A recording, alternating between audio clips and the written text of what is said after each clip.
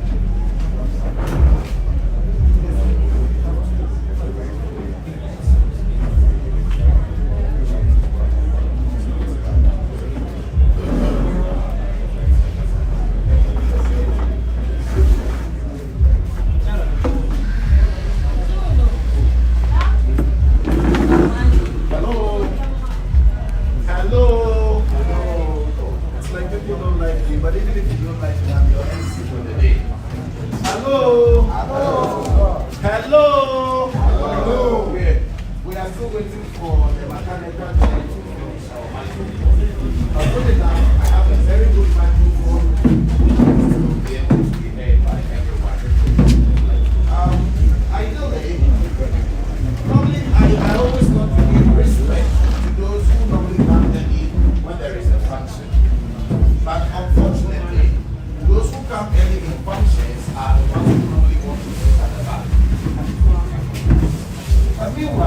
You don't start from the front. When the ancestors are visiting, they don't visit from the back, they visit from the front.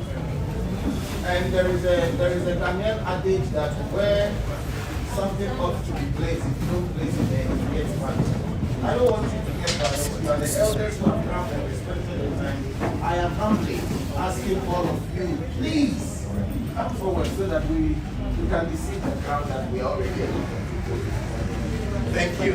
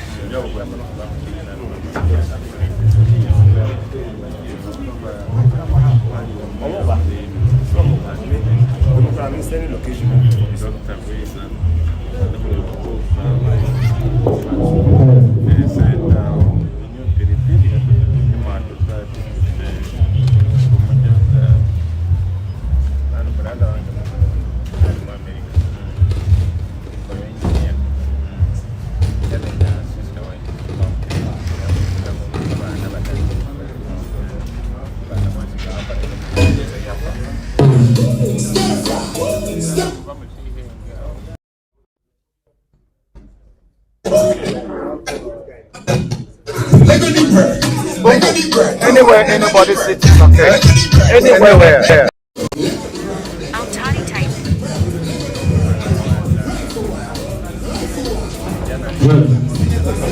One, two.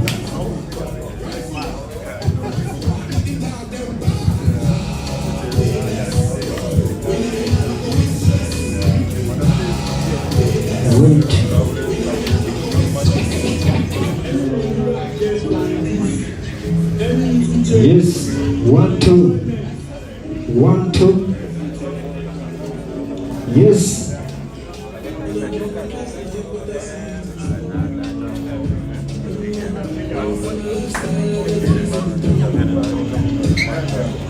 Yes, yes, yes. 1, 2, 1, 2. Yes.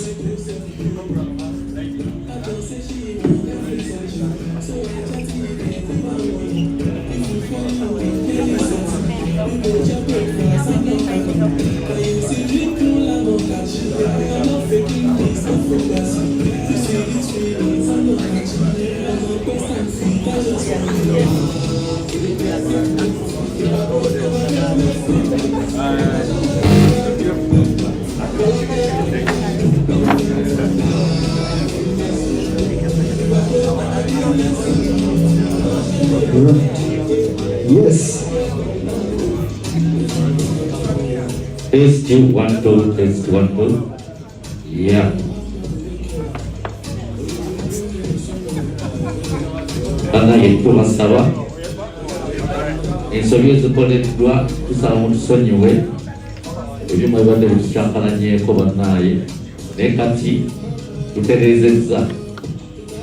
Master Solomon. Yeah. Hello. Good morning, everyone. Hello. Good morning, everyone. Yeah. You are all welcome to the celebration of our dear brother, father, colleague, and an uncle who has just gone to be with the ancestors. And I was just telling someone right now that this is not a passing away, passing off. This is a celebration of life. He lived. He lived and made an impact. Therefore, he needs to be celebrated. And so, on my program is going to be very brief. So, if you are invited to speak, I will humbly ask you to make your speeches brief, precise, and concise. So, we will have to be drawing your attention on the time because we want to make sure that within the 13th hour we should be able to finish and get off here to be able to do other things to help the function move on successfully. I hope all of us may. Yeah. Now, we wouldn't actually be here and pretend as if protocol is unnecessary. Protocols are very important because they keep the organogram working and running. So I would first of all welcome our chairman to now give the opening remarks, and then now I can proceed. So with my single honor, shall we welcome Mr. Should I say Vice President? Okay. Our Vice President of the Ghana community, Mr. Okame Emil, to come and speak. Oh wait, forgive me. Don't forgive me for not giving the title. Hello everyone. Good morning to you all. It's a pleasure to welcome you here.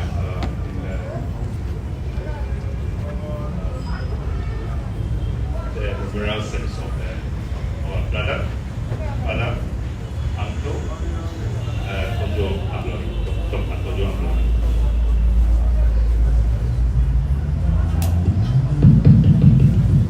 Hello. I think I'll have to rewind. Hello. You're all welcome. My name is Kojo. For me, Uncle Kojo, the Vice Chairman of the Community Uganda. It's a pleasure to have you all here. The memorial service of our brother, Kojo Ablode. We have the mother who also from Ghana present later on by the MC. So,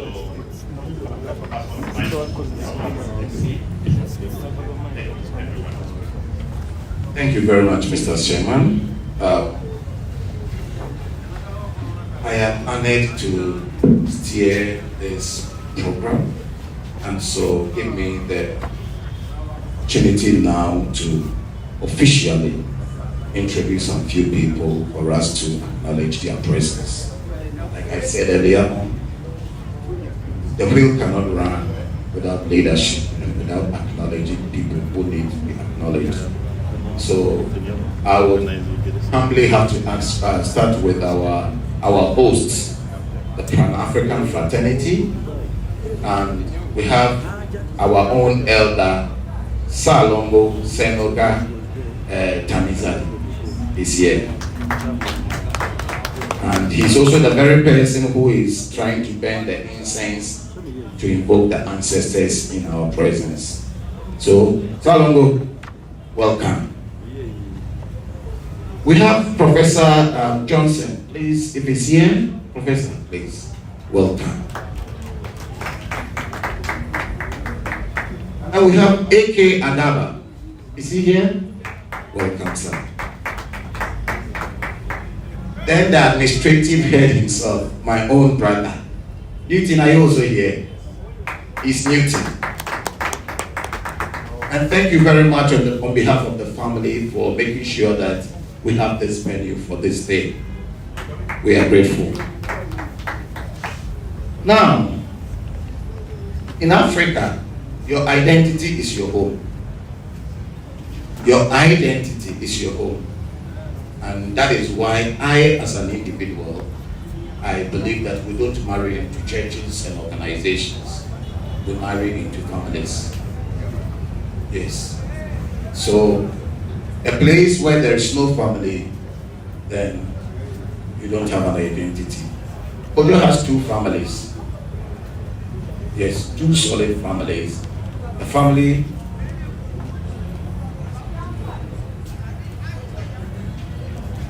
Kojo have two families, the immediate biological family, where he comes from, and then the family he belongs to as a way of the nation, which our father had just spoken to us. So, on this side, as you see, you can see that it's full of Ghanaians. Oh,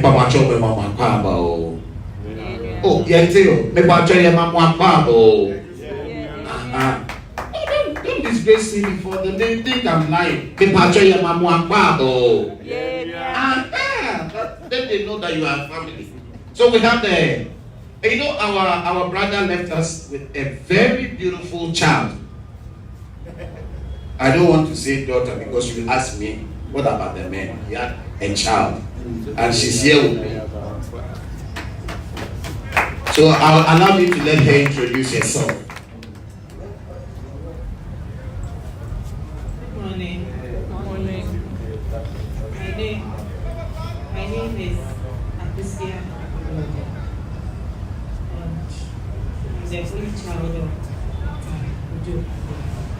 Thank you all for coming. You're welcome.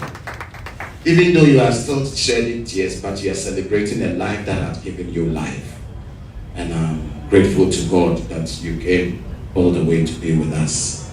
Now, after introducing the family, which Agosham happens to be part of them, Kojo had another family, and that family is OWC. You guys are the one who made him proud. He walks around knowing that he has a weight behind him. And so, in my own single honor, please allow me to introduce to you, Honorable, please, in case I trip on the mentioning of the name, forgive me. Names are very unique when it comes to pronunciations. But we have Honorable Sarah Katalika. Is that right?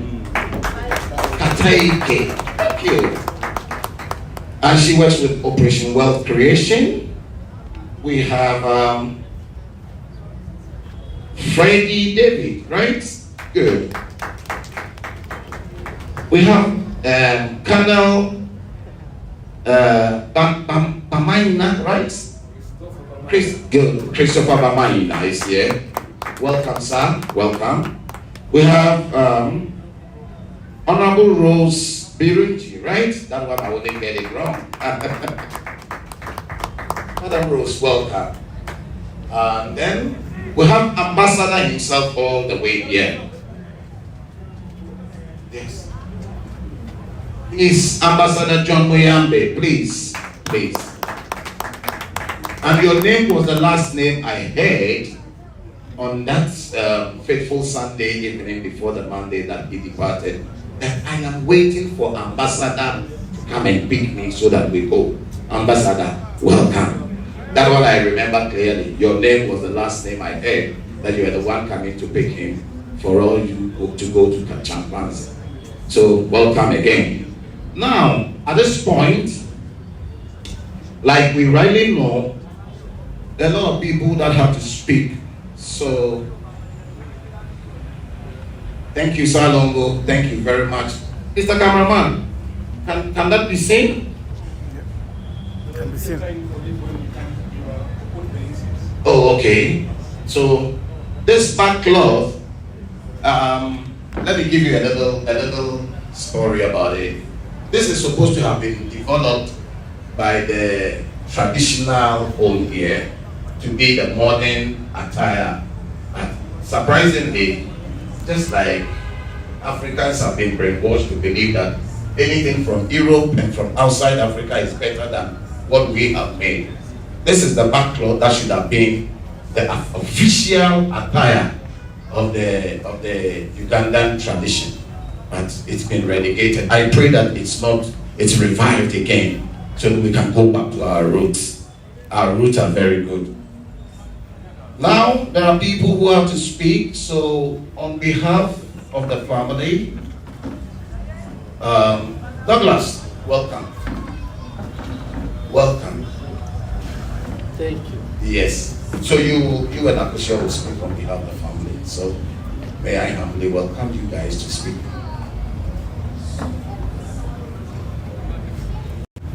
Thank you so much, my reverend, my brother. We just finished fighting, and then we just have to go on, and that has been the trend.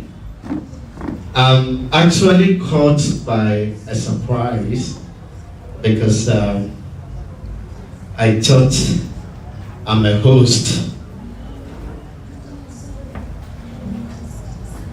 So being called to speak, I would want to speak and pass on a message that I got from my comrade, the late Ablode. And this message is going to go to two people. The first person is going to be the daughter, Akusua Ablode. And the second message is going to go to his business partners and associates. Now, to Akusua, I saw your reaction when I took you to see the remains of your father. That is on Sunday. We came back to the house. I saw your reaction, and we have to rush you to the hospital. So the message for you from your dad, as all of us know, death is a transition. So the body is gone, but the soul and the spirit will go and queue and wait for us. So there is a way when we say we have a message, it's not a lie. The message is that, Akusua, it is okay for you. It is okay for you to grieve, because grief has to visit each and every one of us. Whether it's the loss of a loved one, or a friend, or a co-worker. It's just a matter of time. Grief will visit each one of us. But when grief visits you, what you have to do is to maintain what we call emotional responsibility. And that is the message for you, Akusua. Now, which kind of grief am I talking about? Or should I give the definition of a grief? Grief is a natural, human, predictable, and unavoidable response that you get when you lost a loved one. That is grief. Or, I should put it rightly, grief is the evidence of how significant the relationship is. I'm going to take you a little bit to the Bible. When there is a loss of Lazarus, and Jesus told his disciples that, look, I'm going to go back and wake Lazarus up. So when Jesus went back to do that, for the reason that Lazarus died for the Son of Man to be glorified, when Jesus went back to do that exercise and saw that Mary and Martha was crying, my Bible says he wept. It's not crying, drop of tears, the man wept. So some theologians say it's because of the significance of how Lazarus is. But the bottom line is that when you lost a loved one, it's hurtful, it is heartbreaking. So you got to weep. You understand? So in grieving, it is okay for you not to be okay. That is in grieving. And I'm repeating again, in grieving, it is okay for you not to be okay. So I want you, each one and every one of us, to touch the neighbor and say, it is okay for you not to be okay. Because that is the message your dad said I should give it to you. But eventually you're going to be okay when we all join him. Now the second message to his business associates. The message is that Mr. MC, is it allowed to give a story? I'm going to be brief. You have to be brief.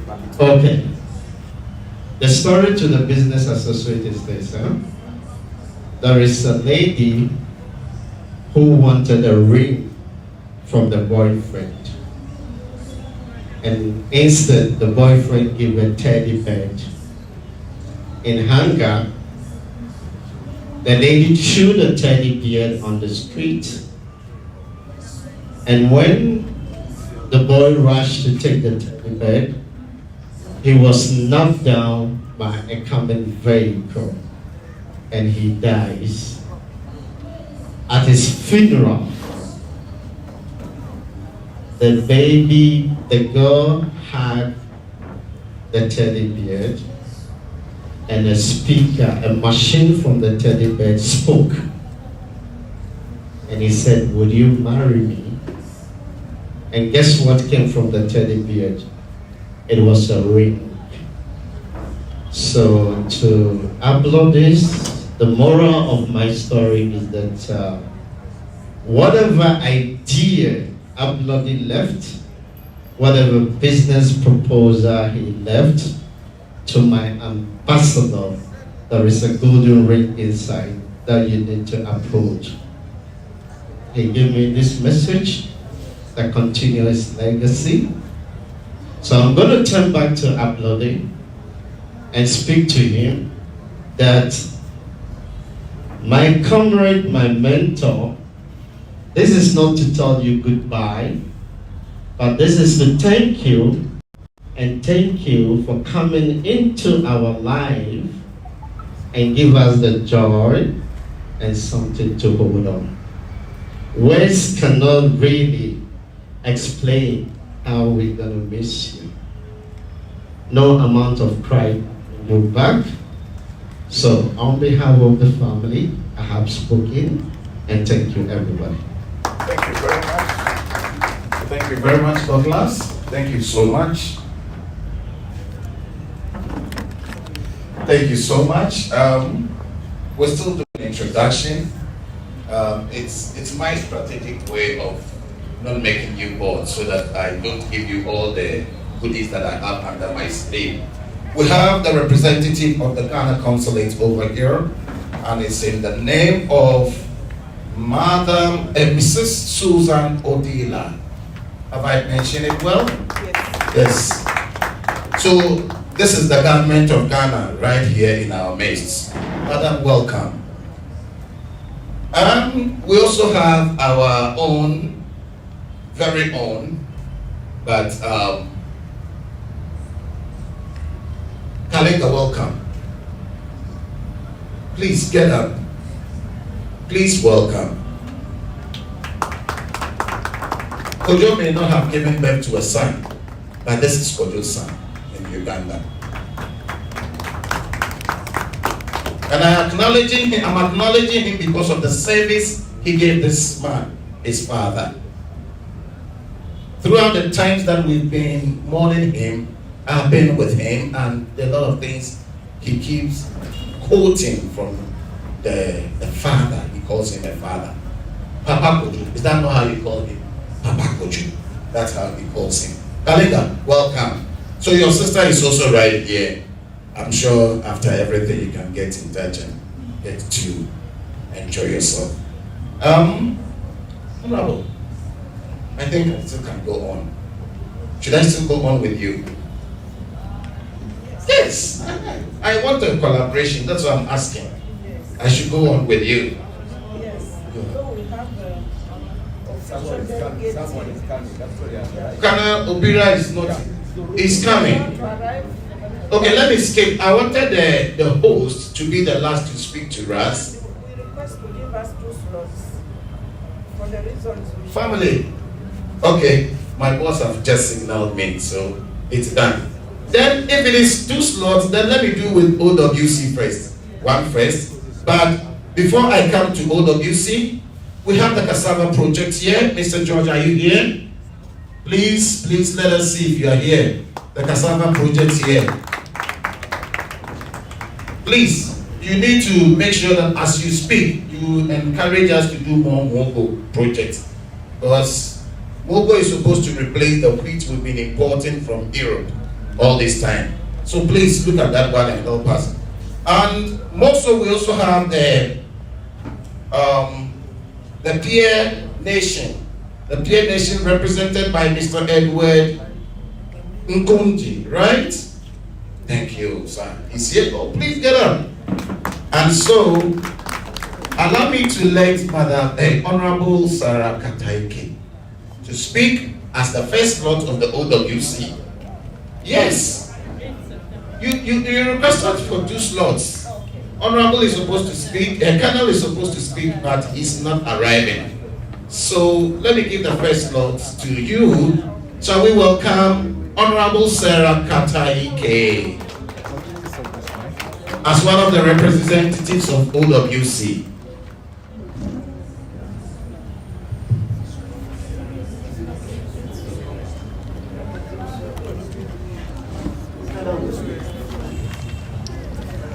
the MC, our brothers and sisters from the Ghanaian community,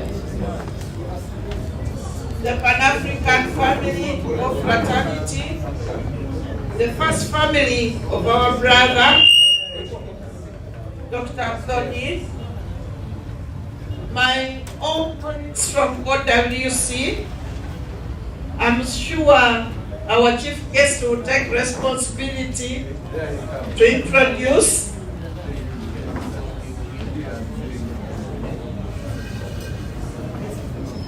fellow mourners, ladies and gentlemen. I want to welcome our own chief mourner from OWC, and I will introduce him. He is Colonel Victor Pera, who is going to represent the chief coordinator, General Salim. But I'm just going to give a few remarks as it settles. And I was fearing to take a lead because he's the one with the biggest message. I am only going to talk on a side why I said we needed 2 slots. In that big house of Operation Welfare Creation, we are 2 categories of officers or staff. We have the army officers, as you see him there, the uniform, but we also have the civilians, which me and Dr. Ablode belong to. That's why we said we should also be given chance. But it's one family, there's no division. The only difference is that as civilians, there is a way how we will get in a corner to talk about our issues. So I'll speak strictly on that line. And you've been told I'm Kataike Sarah, Global Honorable. I happen to be #1 civilian in that organization, that it started under me when I was a Minister of State for Wero Triangle. So that gives us a chance to be recognized as civilians. In fact, our boss keeps saying I was Commander #1. So whereas this operation is strictly for army, they put in a few civilians to give support. So we had that great opportunity. I will not waste time because we are advised to speak little, that Dr. Ablode joined us. He was brought in by one of our deputy chief coordinators called General Nina, first as a consultant to give us specialized training and support. Then later he was recruited as a director strategy. I've said I leave that to my boss who will account for his employer. But for us as civilians, Dr. Ablode was always there to give us support and to mobilize us. On the fateful day he passed on, to know that he had a mission. He had started on a task to mobilize us to have a meeting with General on some issues concerning civilians. And the whole morning we were chatting with him up to lunchtime. Even at lunchtime, one of our senior civilians, Honorable Kabakumba Masiko, also a former minister, served him lunch and they shared lunch. And that fateful day, he shared so many documents to us to help us even perform better. Surprisingly, after 30 minutes, we were told he was not well. After another few minutes, we were told he was dead. In fact, that very day, he had planned to do a meeting with all of us in the evening. So you can imagine the kind of blow we had to really, we couldn't absorb it. And in the interest of time, I want also to share one memory which I cannot rub off my mind. When our boss, General Salim Saleh, gave us a special assignment to go for a benchmarking trip in Benin. On that trip, I was with the Rose here, Birungi, we had a minister and other people. But because Dr. Ablode was already from the region, there is a way how he made us, our command was strong, because all of you know how he was such a very brainy boy. I want just in a few minutes to make the civilian staff, beginning with the directors, to start, and then of course we have also the others. I don't see here Kwatambora, but we are many. Those of you who are around, yes, a friend there is our head of intelligence. Is that the right title? It is investigations, not intelligence, but you know, civilian, you read it like that. Ambassador Miyami here, John, is another one. He's our head of minerals and mining. Our sister Babasi is one of us, and we are many. I'm sure some are just walking in late. We are here to celebrate. Thank you. Otherwise, I was going to say to mourn. No, we are not mourning. We are here to celebrate our hero. We are here to celebrate our friend. Personally, he had even visited my home. I come from the east.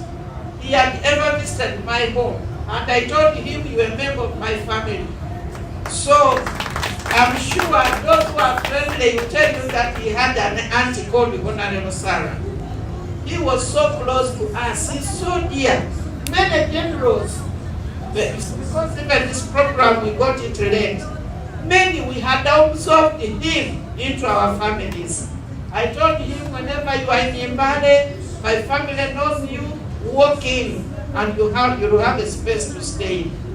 We shall miss you, our dear colleague.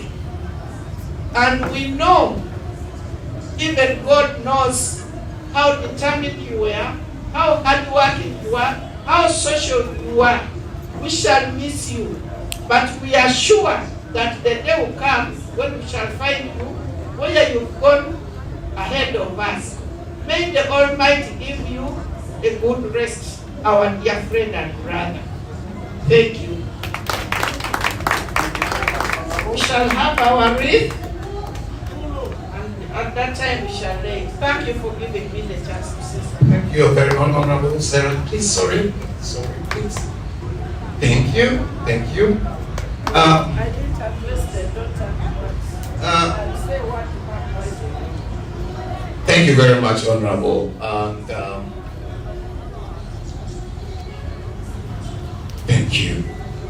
We still have the chief guest here in our midst, and as the chief guest, he is the host, sort of the program. So he reminds me of the Ghanaian adage that says that when the elder bath, then the water is indeed finished. What it means is that the elders hold the final say of any function in any sitting. Honorable, welcome, and Colonel, welcome again. And you are the chief guest, so you'll be speaking the last. Once you speak, nobody speaks after you. Yours become the final statement that will be carried along. We have the representative of the Ghana Consulate here in the person of Mrs. Susan Odila. Shall we welcome her to speak on behalf of the Consulate?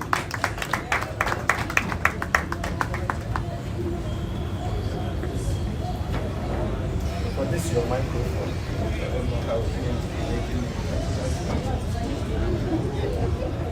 Yes, I've done my job. Good morning, everyone. I wouldn't say this is a day for us to speak so much, but I'm here to represent the Honorary Consul, who was not able to make it here because he had a trip scheduled already and he had to travel. But my word would probably go to the family. In fact, the first day I met her, when they came to the office, I said, but how could she come on her own? Because it's a very difficult time for a child to come and actually be able to be the one to repatriate the father's body back home. I expected her to have come with someone elderly from back home, but it's well. I know that you are a very strong person, and that is the reason why they let you come here on your own. I believe that is the case. Probably there's someone around who came with her. But we will only ask God to give you grace and come. It is a very difficult time, and it is something that is not going to be very easy for you, being the only child to your father.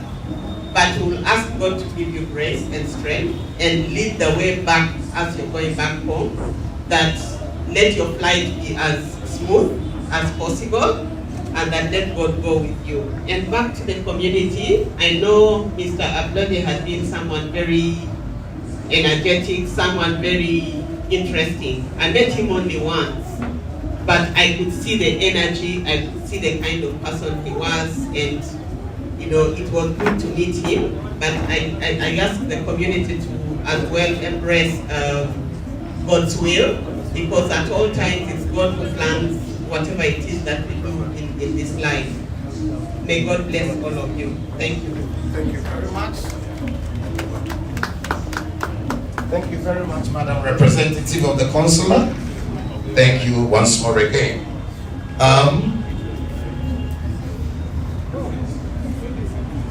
Please, in case I didn't mention your name, it's not because you are not here.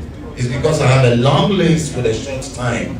Therefore, I have to try to step on some of your toes to be able to see to the program running. We have the representative of the Cassava project here. Mr. George, are you ready to speak to us? Shall we welcome Mr. George?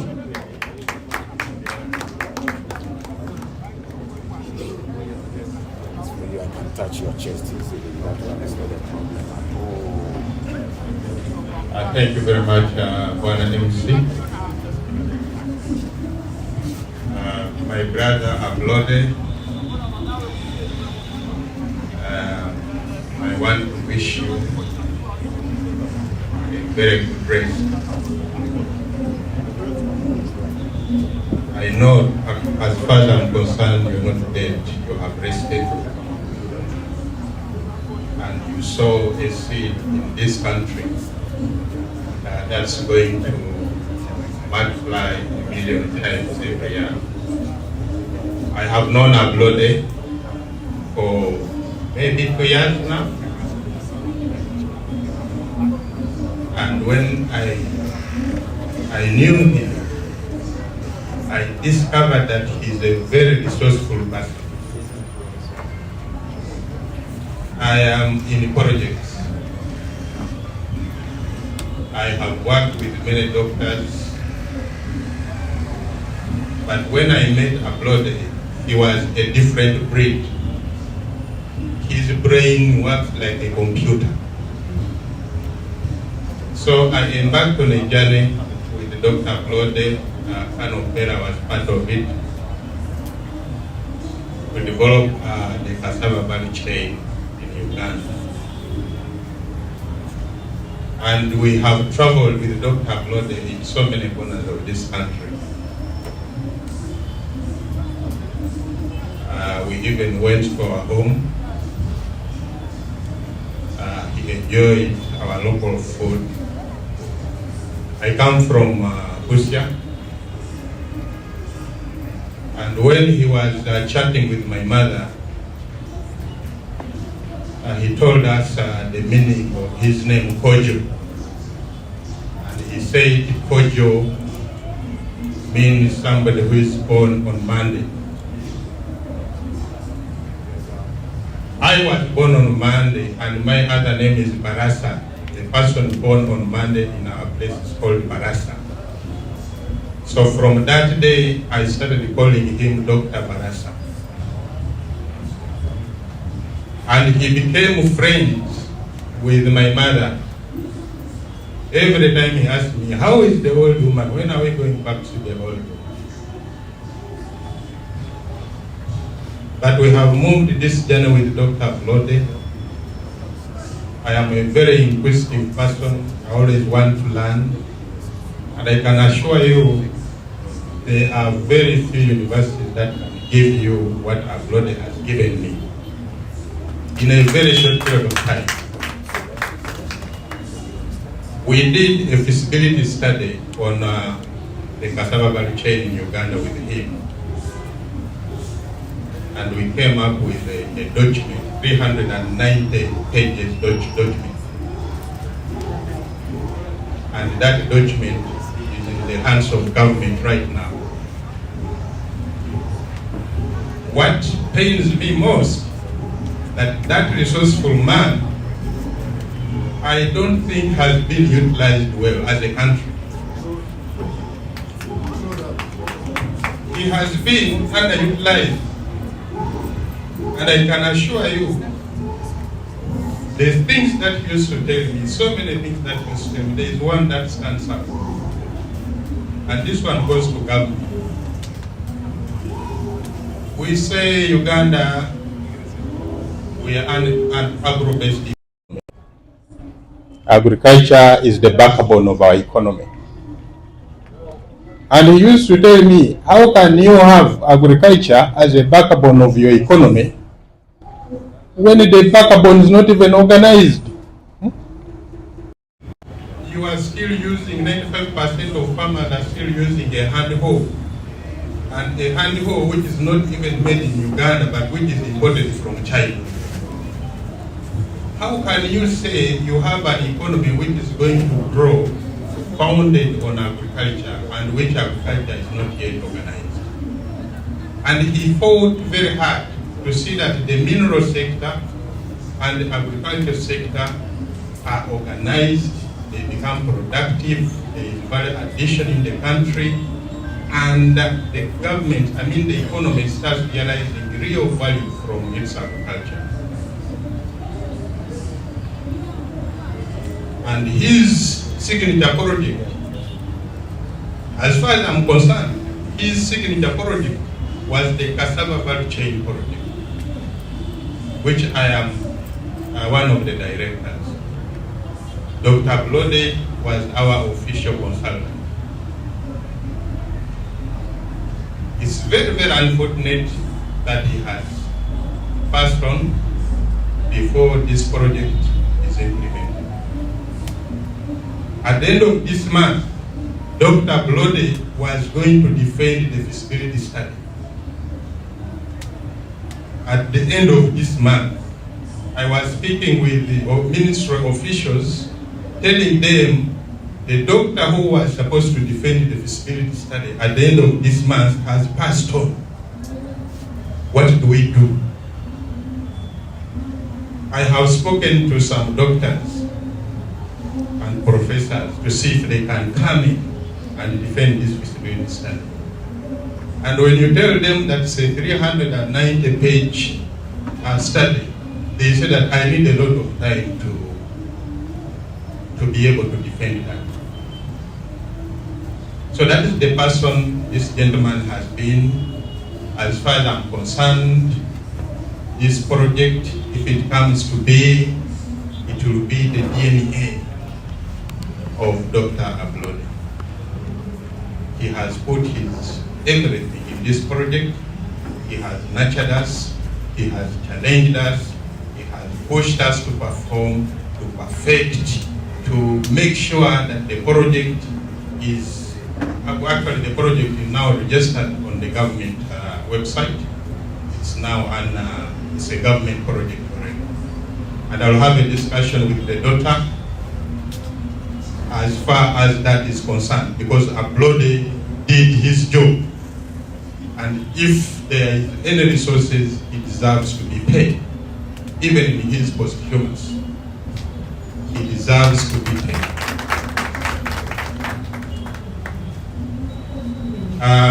With me, I have a colleague, Dr. Dan Makosa.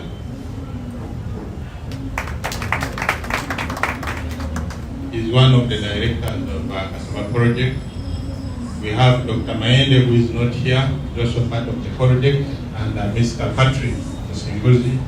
They have sent their condolences to you, Amanda. They believe with you. We feel very, very sorry for the loss of Dr. Ablode. There has been a lot of confusion about the program. We wanted to know how things are moving. Is there going to be a required mass? There was no communication. Even right now, when we came, we were expecting a required mass. We went to buy a wreath. They told us the body is not going to be here. So it has been a little bit a kind of anarchy. So we didn't know what to do, where to turn to, whom to turn to, and exactly what to do to honor the memory of our fallen brother. But I want to thank the Pan-African movement for organizing this. I want to thank Operation Wealth Creation for giving Ablode an opportunity to exhibit his talent. I am very, very sure that he has tested the seed in Uganda, and we should use that seed at least to honor his memory. We should make sure that whatever he has planted here is wind, gives fruits, and these fruits should benefit the people of this country. To Amanda, I am very sorry for the loss. We really hope that one day, we shall come to Ghana, because Dr. Ablode had promised to bring us to Ghana, to the Cassava Institute, to do benchmarking there. But I promise you one day we shall come to Ghana and we shall lay a wreath on the grave of Dr. Ablode. I send my condolences to your family and all the friends of Dr. Ablode and colleagues. And I say sorry for the loss. Thank you very much. Thank you very much, Mr. George. Thank you very much, George. At this point in time, you remind me of an African proverb that says that if you don't offer me a seat in your house, I'm not welcome. And traditionally, until I offer you a cup of water, you're still not welcomed in this. So I will humbly ask the DJ to give us a very soft song as I officially welcome my guests to my house. So please give us a soft song, and please, those in the back door or the backyard, offer my guests water for me so that I can continue with them. Please, over to you, Mr. DJ. It should be brief. Please, those who are helping me with the water, kindly, let's quench the thirst of those who are here to mourn with us and celebrate the life of a hero that needs to be celebrated. Thank you.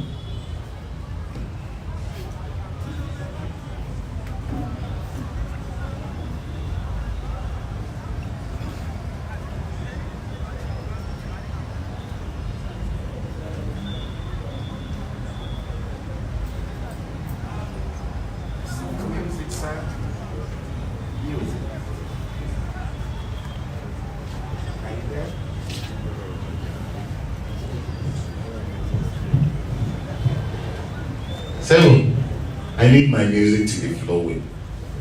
As we're waiting for the music and welcoming my guests to the traditional home, Salongo,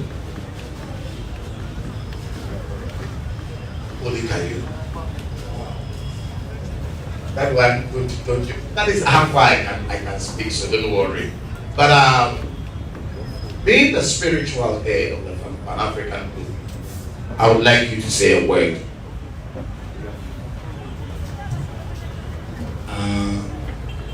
I would like to begin with our Pan-African salute. We usually say Amandla, and the answer is Nawetu. Okay. Amandla. Ngamandla. Amandla. Mama Kataike, thank you for mothering our brother. As far as we are concerned, he was a uniformed Pan-African warrior. An African man in the rite of passage, he must win a fighting contest, whether with spear or with a stick or hand wrestling. In the extreme sense, he must come back with the skin of a lion, whether he undresses it forcefully or whichever way. But I can assure you, Ablode has walked the Pan-African talk that we all praise him for.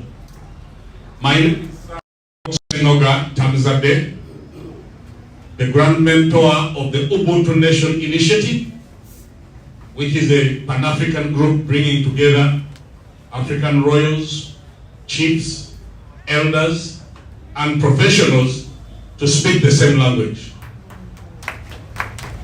And that same language is to speak for global African nationhood. Wherever an African is, they're a part of the great African nation. And that is what Ablode stood for. We last met about 45 days ago when I was on my way to Nairobi to attend a Pan-African event. And he told me, we are starting the sovereign state of Africa. We need to go beyond the lip service we give to our ideals. Let us go to Sierra Leone and declare the African nationhood. That was Ablode for you. And that is the man we have been working for. I am a chief and a clan elder in the Kingdom of Uganda, And I am a spiritual head also in the Kingdom of Uganda, responsible for the enthronement of all the elders you see.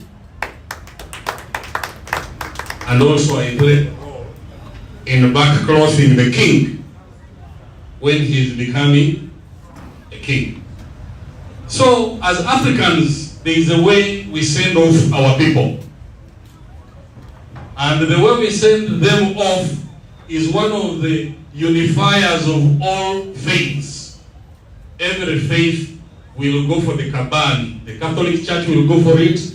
Muslim will go for it. Whenever you go for it, I also hear it is one of the gifts that was brought when Jesus was born.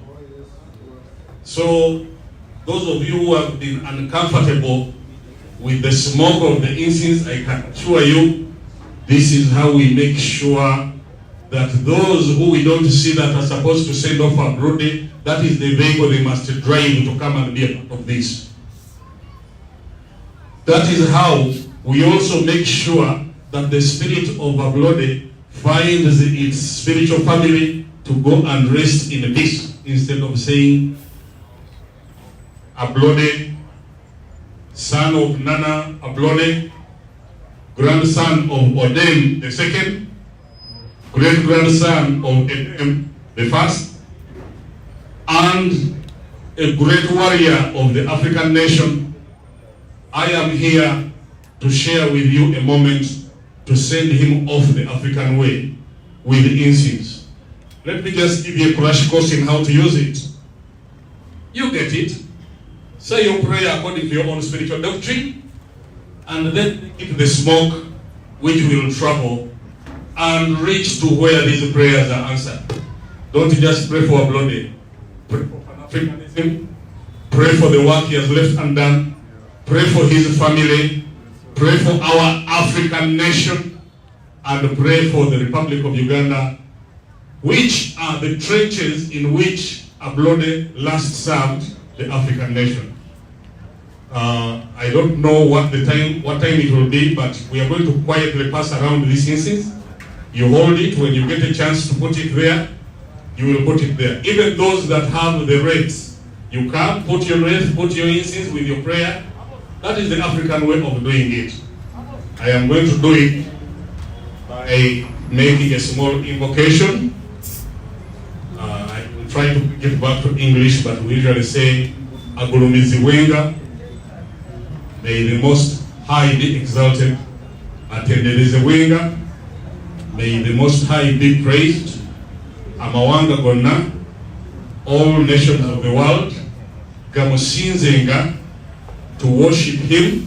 Munulo yago, wewawo. Wewawo.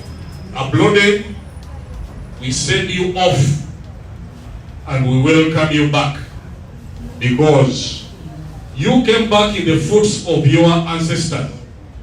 You restored that, and you have been an elder in your own right amongst us. So I send you off to come back soon.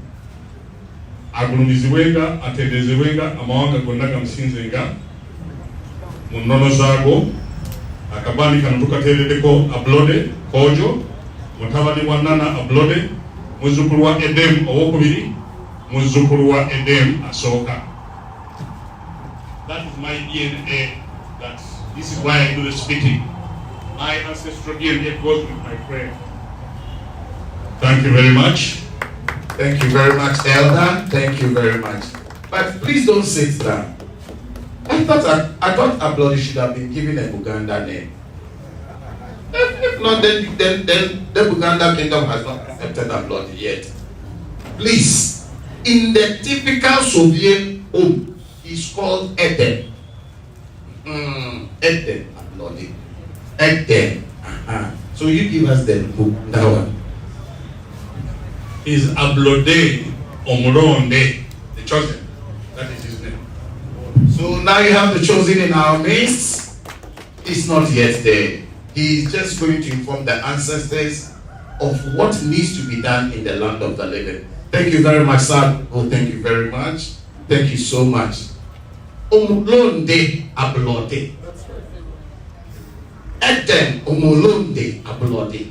Ah, wow. Banagi, this one is into history now. Mama, when you go home, tell the Soviet people that the man is Omolonde Ablode. Thank you. So at this point then I've welcomed you and made sure that the spiritual atmosphere is conducive for our celebration. But let's still work with other people that we cannot openly neglect them. And one of those organizations is the Peer Nation, right?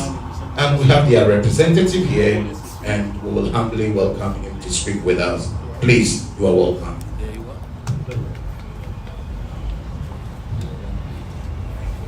Thank you very much. I'm question not well mentioned the word mourners, I will say celebrants, so I'll have to revise my notes here. Kojo Dr. Akose, representative from OWC, representative from Pan-African community, and fellow celebrants, I welcome you to this event, and I would like to share with you a few remarks, basically our experiences with Kojo for the time we have known him. My name is Edward Nkoronoji. I'm the Executive Director of Peer Nation, a service user-led and user-managed organization based in Machindi, Kampala.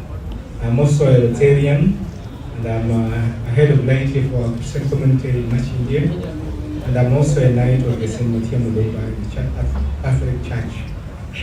So, to the family,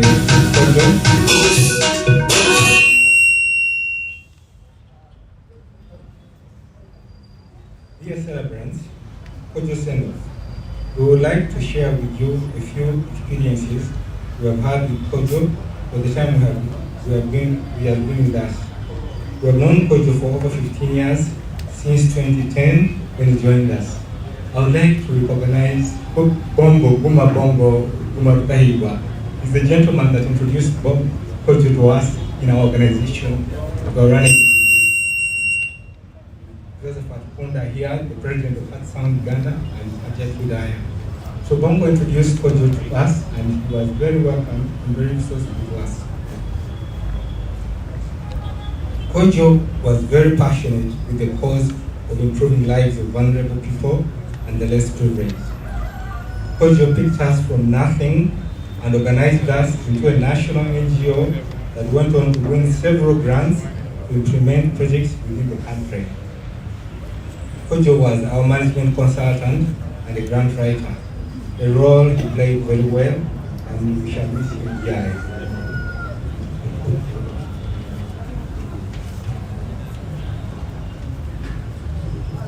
Kojo was a true Pan-Africanist and it's very well befitting to send him off in this place, the Pan-African Freedom Park. As Peer Nation, we would like to send off Kojo with a small contribution towards the value expenses of 250,000 Uganda shillings that we shall hand over to Kojo's daughter, Akuse. May Kojo's soul rest in peace, and let perpetual light shine upon him. Farewell, brother Kojo.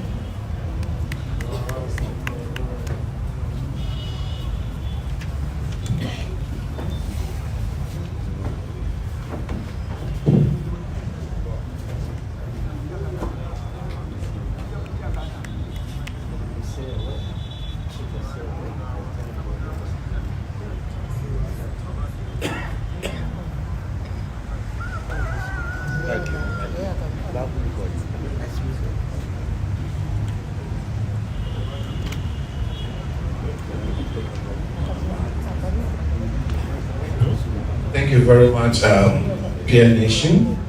I was having a little meeting in there. As your chief servant here, my elders have informed me that I feel like speaking a little bit. The way Salongo challenged me with the Omolonde, I also want to challenge him with one Ghanaian word. There is an adage in our language that says that When you see the grass as a drooling and it's greener, just know that it's somebody who did it. And possibly it took an effort, it took some other resources to do it. If you see our gathering here, people organized it and they really needed our support. So in case you came with anything, I'm going to announce the mobile number in case you don't have a physical donation, but you can do electronic donation. Sorry. And if you have the physical liquidity here, we have isolated that woman there. On behalf of the family and Ghana community and the Pan-African movement, you can humbly get to her and then she'll be able to help you out. So for those who want to do more, excuse me, I only have MTN. Okay, we have only MTN mobile money and the numbers are 0774. Let me repeat again, 0774 75 9911.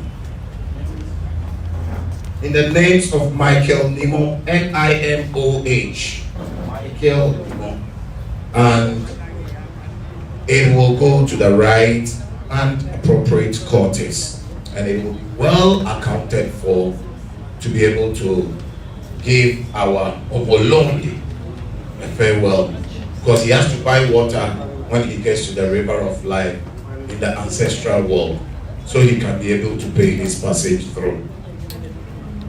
On that note, for those of you who have just come, we still want to welcome all of you to the celebration of Dr. Omolondi Ede Kojo Ablode. Once more again, you are welcome.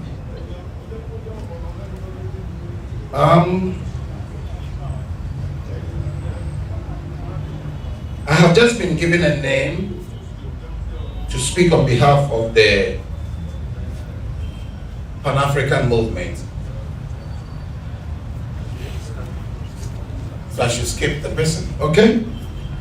I'm still compelled to still speak to Colonel, but Colonel is the father of the day, and he has to be the final to speak. Once he speaks, no one speaks again. Excuse me, sir, your name again? Okay.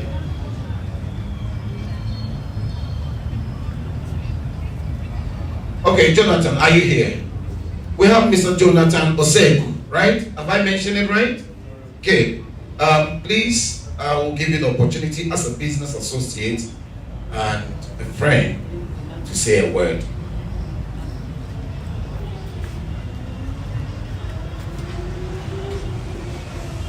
Thank you very much, MC, entire Ghanaian community, Akosia, WC, all protocol exams, dear friends who have joined us today. My name is Jonathan Osegu. I met Kojo Ablode in 2009. I'm pleased to say, I think I'm one of his oldest Ugandan friends.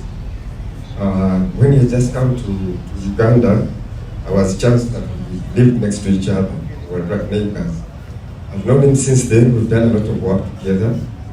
We have a company we had together called Corporate Africa. Some of you may have heard about it. And I will not say much, but I wrote down some things to say, because I have a lot to say about Kojo. We learned so much from each other, and I'll just read it out.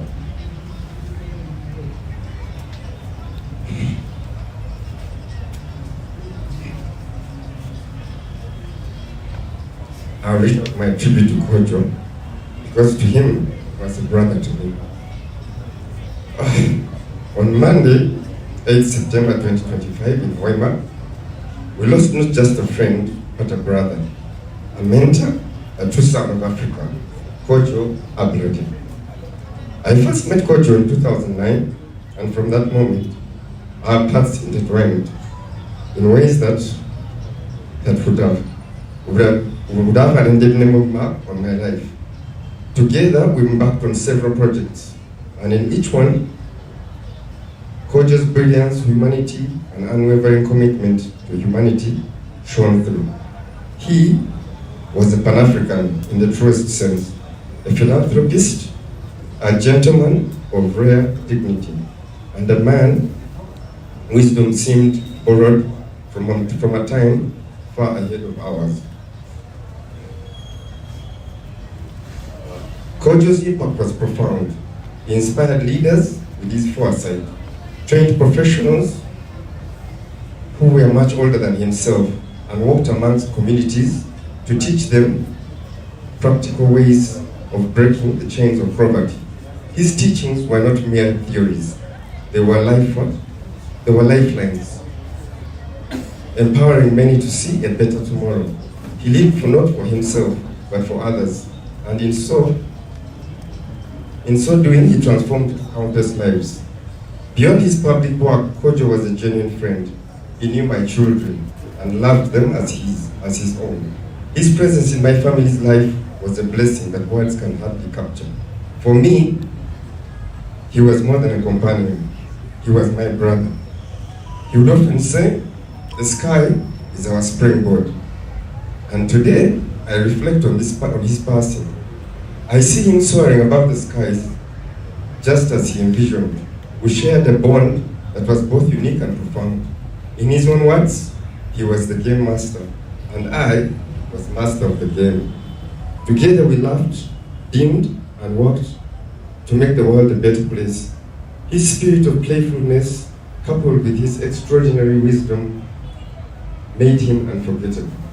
Kojo Ablode wanted nothing more than to change the world for the better, and he did.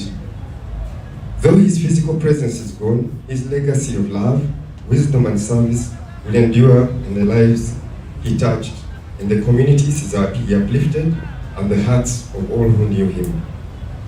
Rest well, my brother, my friend, young master.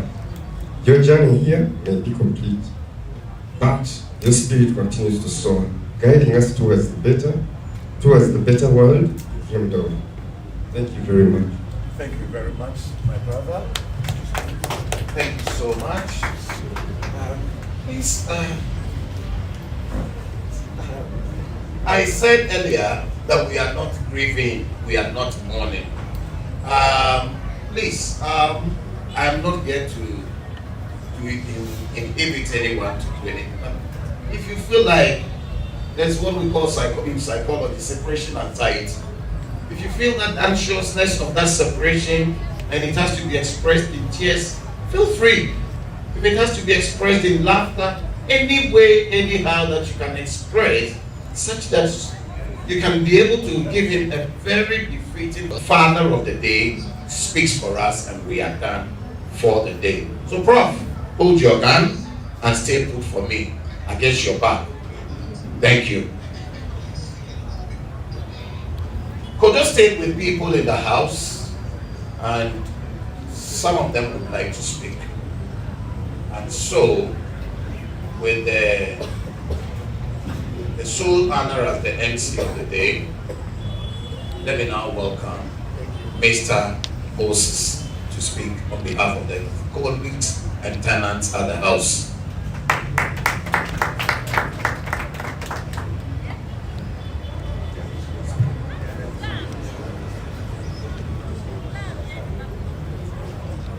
It is a good afternoon or still. Alright, as Mr. Augustine has enlightened it, Kojo has been our neighbor. So since I'm the only neighbor who is representing right now, I believe the rest are in the way, I don't know, but all were informed.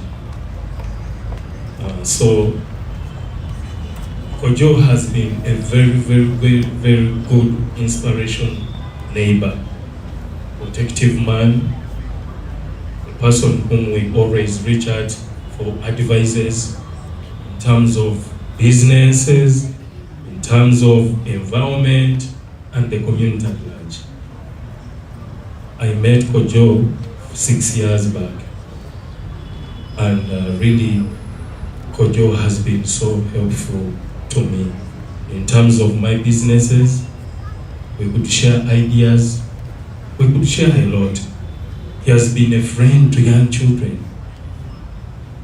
You know, there are people there in the community of Chibumbiro who really mourned inside in their hearts because of what? The guy could move in the morning and start buying sweets and chocolates and biscuits and sodas to the young children. So, a lot of people were grieved to lose that man. I'm not going to waste time here, but what I only wish is his soul may rest in peace. And may his daughter, please be strong. That is the only way that everyone takes after our own job done here on earth. Praise of Augustine. Moses, a man should not cry in the public. Stop it. Don't make us feel like we are mourning. We are celebrating life, please. Thank you very much. I personally call him the chief security of Kojo's house. When it's due for closure, he closes. He sees to it that things that pertain to Kojo works and moves as seriously. We'll have a volunteer from the Ghana community to speak for us. So, a volunteer from the Ghana community. Mr. Chairman, you told me you were going to furnish me with please bring Chairman here. I gave him like 2 hours long ago. Some people are not looking at me. It's better you look at me. I'm the class teacher at this point. You better look at me. If you try to dodge me, I will call you. Thank you very much for hinting me. Is that the very person you want him to speak?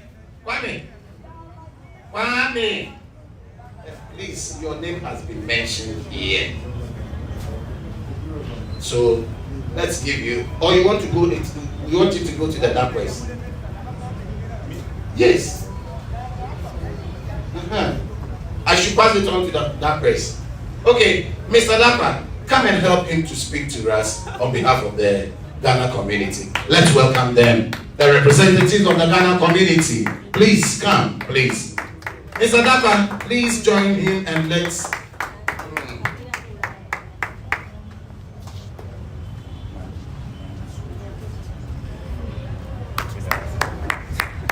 We are leading you. You were sold out.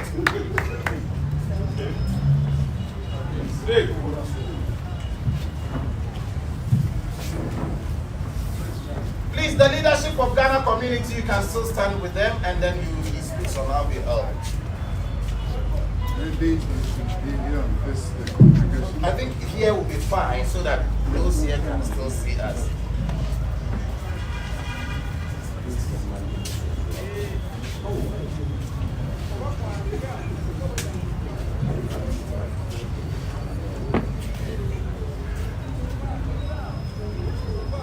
Okay,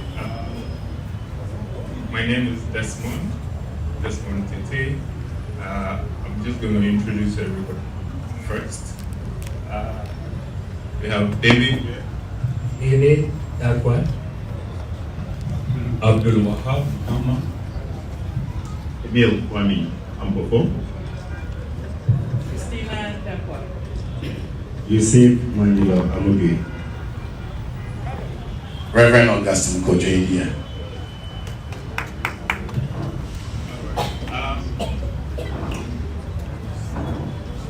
I came to Uganda in 2013. The first time I met Ablode was through a friend, Kofi. Apparently, they were going on a project, and Ablode wanted to know the new Ghanaian who was in town then. So I spoke to him, and then after that, I think a week later, we met personally. And gosh, I was really impressed with Ablode. His intellect, his social capability. So immediately I took him home. The next day, we met my family. My wife was also very fond of him. And then the kids, Ablode loved kids. Okay, fast forward. Anytime I call Ablode, I live in Entebbe, but then we communicate very much. The first thing we ask, how is your wife doing? How are the kids? How are they doing in school? In short, Ablode was a very sociable person who loves to know you in details, wants to know the very little bits of your life, not just about you and then the family at large. For the Ghanaian community, he's been a very influential member, full of ideas. He's not the type that you invite into ceremonies and he will keep quiet. He's got a lot of ideas he will share with us. And then I'll say he's really shaped the Ghanaian community to what it has become now. It's rather unfortunate we've lost a brother, but then, as we always say, God knows best. And then I have been very touched with the extent of his influence, not only in the Ghanaian community, even here in Uganda, OWC, Cassava Project, and then the likes. It makes me feel very proud to have been in contact with him, and then to know that a Ghanaian has been very influential in this land. Thank you very much for honoring this memorial service, for coming around to celebrate with our brother. And then to his daughter, unfortunately, this is my first time meeting you, but I can say you're a very strong lady. And may God continue to give you that strength. And then rest assured, we are here to support you in every step of the way. Thank you very much.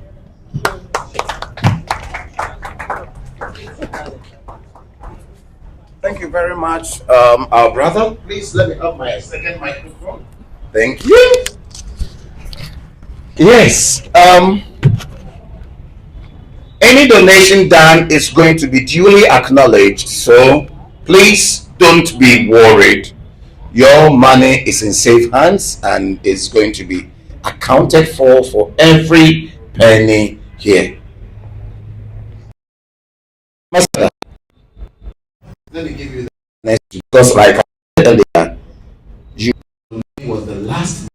If I'm a detective, I'll start the investigation on you first. But I'm not a detective, so let me give you the honest to speak.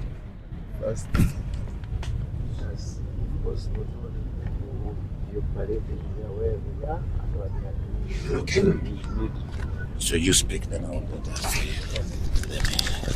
I'll do that for you.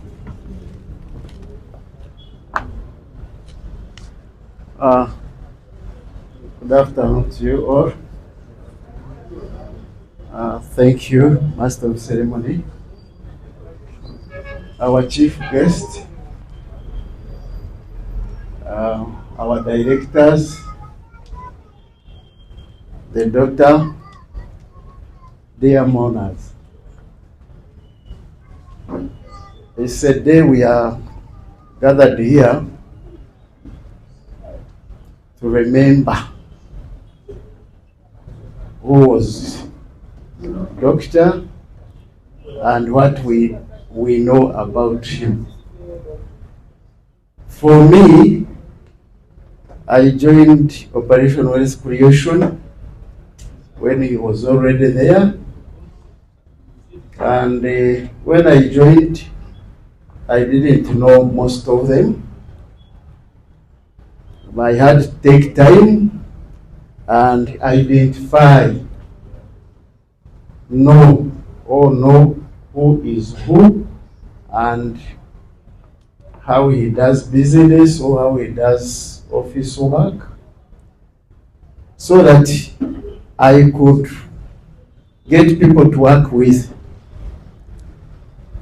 And among the people I chose, after knowing who is who, what does he do, how does he do it, was Ablode. The second one was our chief guest here. The third one was Honorable Kataike. I'm glad you are here. You are welcome. I saw them as officers who want things to move. In the office where we are, we sit at the headquarters of Operation Wealth Creation, and when you are given a task, most of some officers move slowly. They don't move to fulfill or to do their work in time. Ablode was not that. Dr. Ablode, I want to tell you, before my directors here, all my colleagues, that in that big office of ours, he was number one in fulfilling and moving a project given to him, reporting in time. He was not wasting his time. He would spend his money, imagine, to move one area to another area to do government work. That was Ablode. You delay him to move, he touch his pocket, move and do the work. Now, when I identified him, as we continued discussing, they had told you earlier that I am in minerals. I hate minerals at Operation Wealth Creation. I discovered he had a lot of knowledge in value addition. And I told him, Doctor, our president has a problem with value addition on minerals. How can we put heads together and help the president, help our nation to develop the value chain, especially on gold and precious minerals? Those are precious minerals, but we decided to start with gold. The others go with it as you do the value addition. We visited fields where mining activities are taking place. We've visited all the regions with him, with the directors I have mentioned. The first route we went to visit the mineral areas, the doctor was stopped on the way that he was a foreigner and he wouldn't visit those areas. I said, what's this? Are we here to develop the mineral sector? If we have someone who is already identified, because the way he came in, he told me how he came in. He was somewhere in a workshop. General Sada attended that workshop.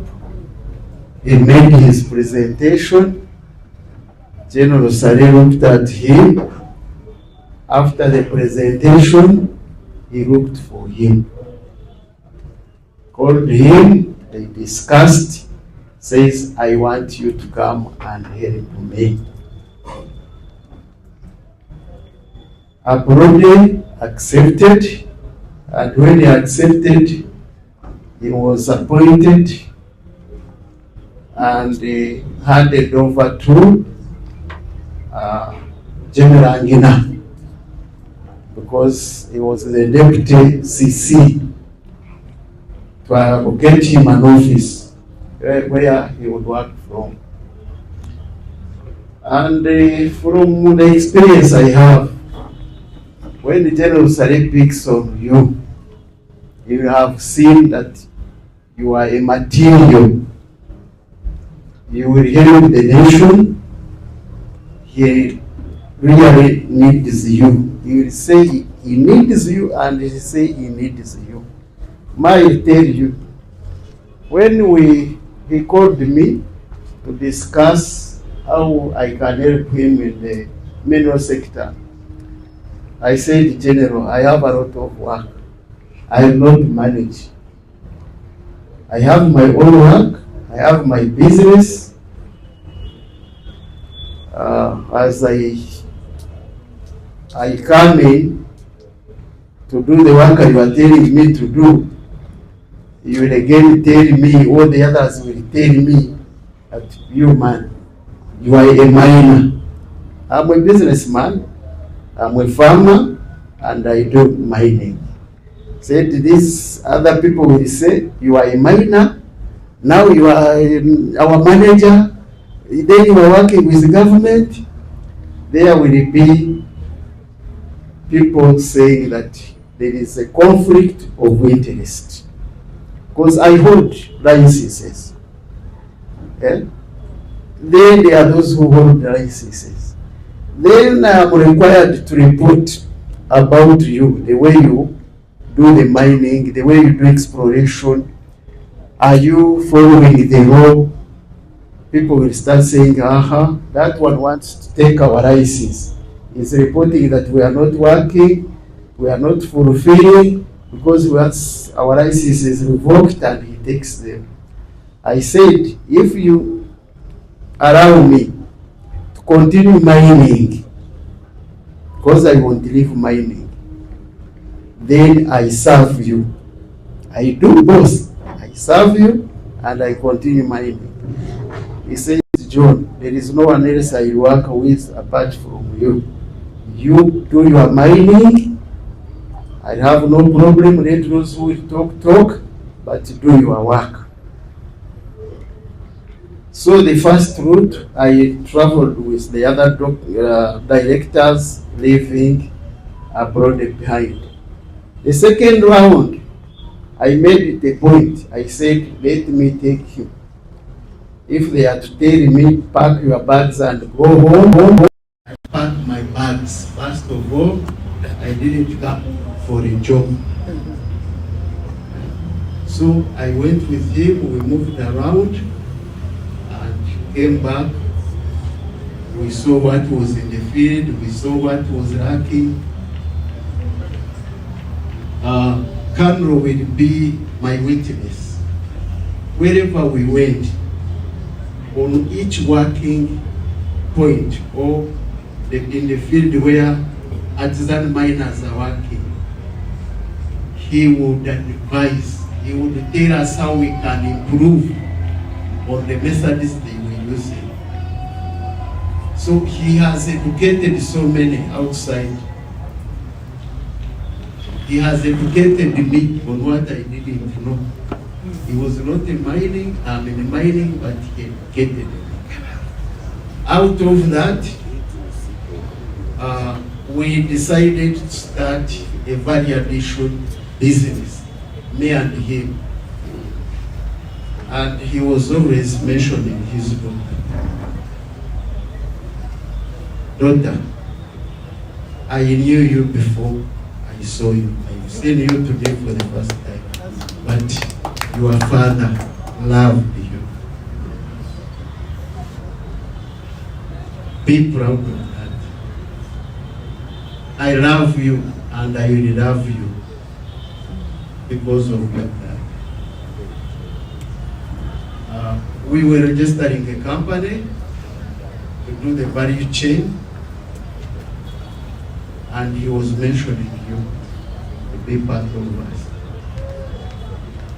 I will continue to make sure that that project takes off.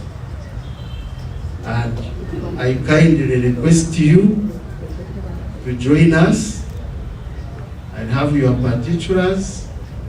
You are going to be a shareholder in that company. I want you to remain and move with us to keep the legacy you are dad. If I do that, I feel proud. He had mentioned some of his brothers who were to join us.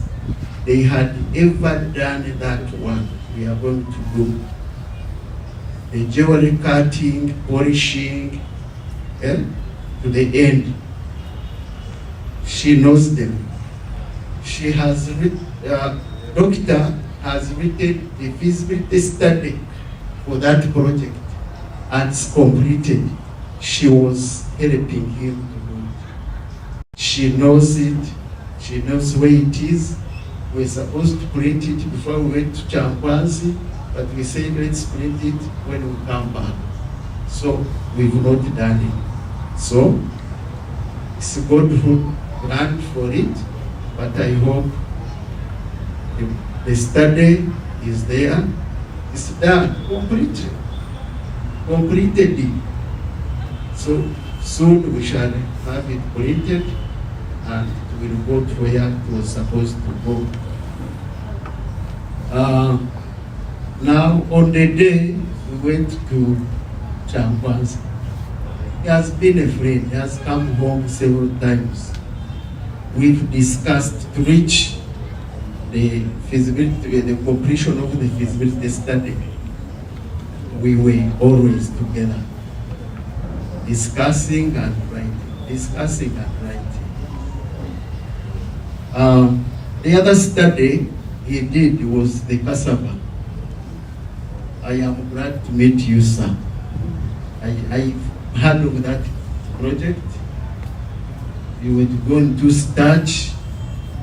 I have heard he has pushed it to the level where you have been awarded or given money to run that project. It's in billions.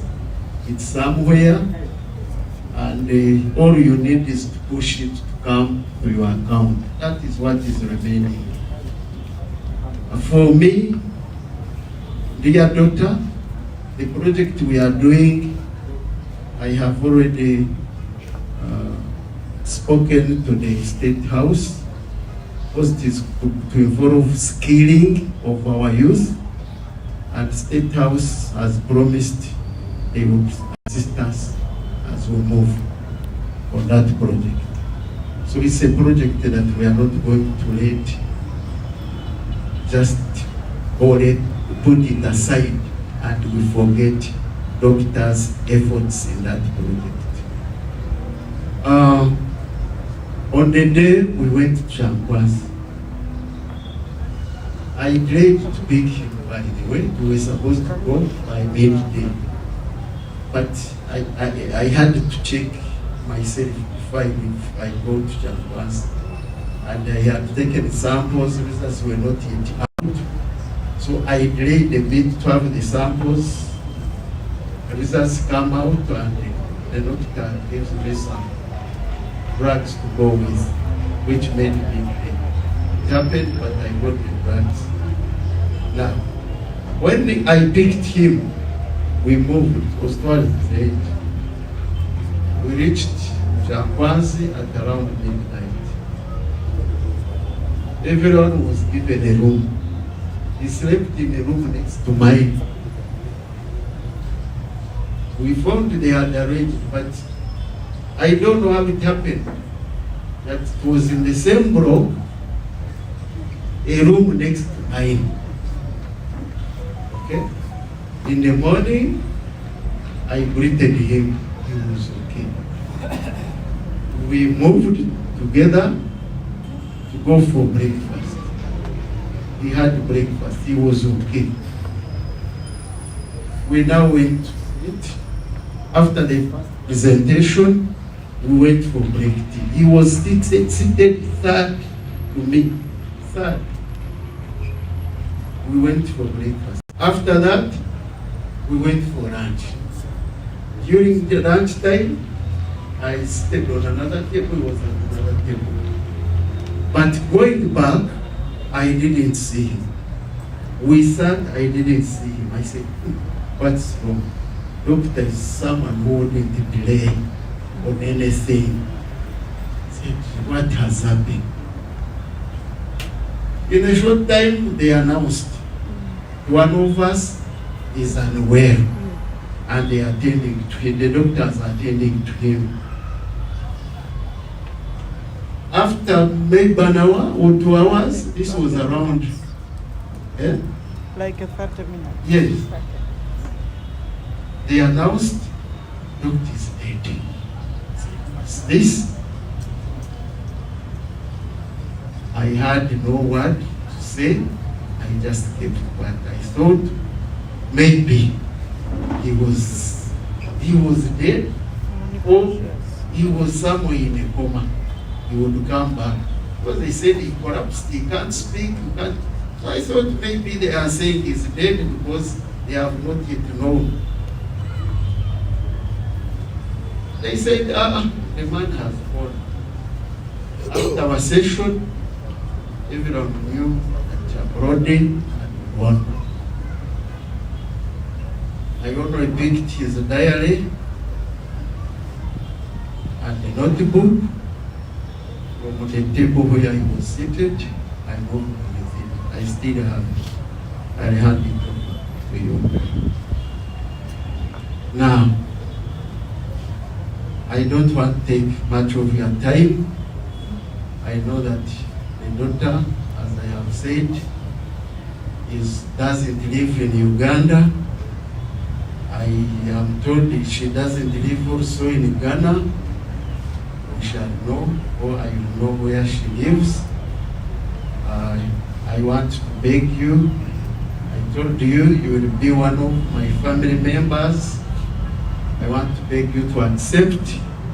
Whenever you are here, please leave the hotel business. You will come and stay with us.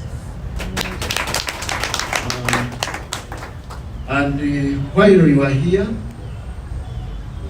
I'll take care of you. I know you don't have Uganda shillings. I'll avail you the shillings you want in case you want money. Till you go back. On the day, I don't know whether Kano has the day when we shall be traveling, those who will be traveling with the body back home. I'll make sure whether I am on the list of the officers that will go and paid by the government or not, I'll come. That's a father speaking. That's a father speaking. I want to come. I want to know Ablode's home. I want to know the relatives.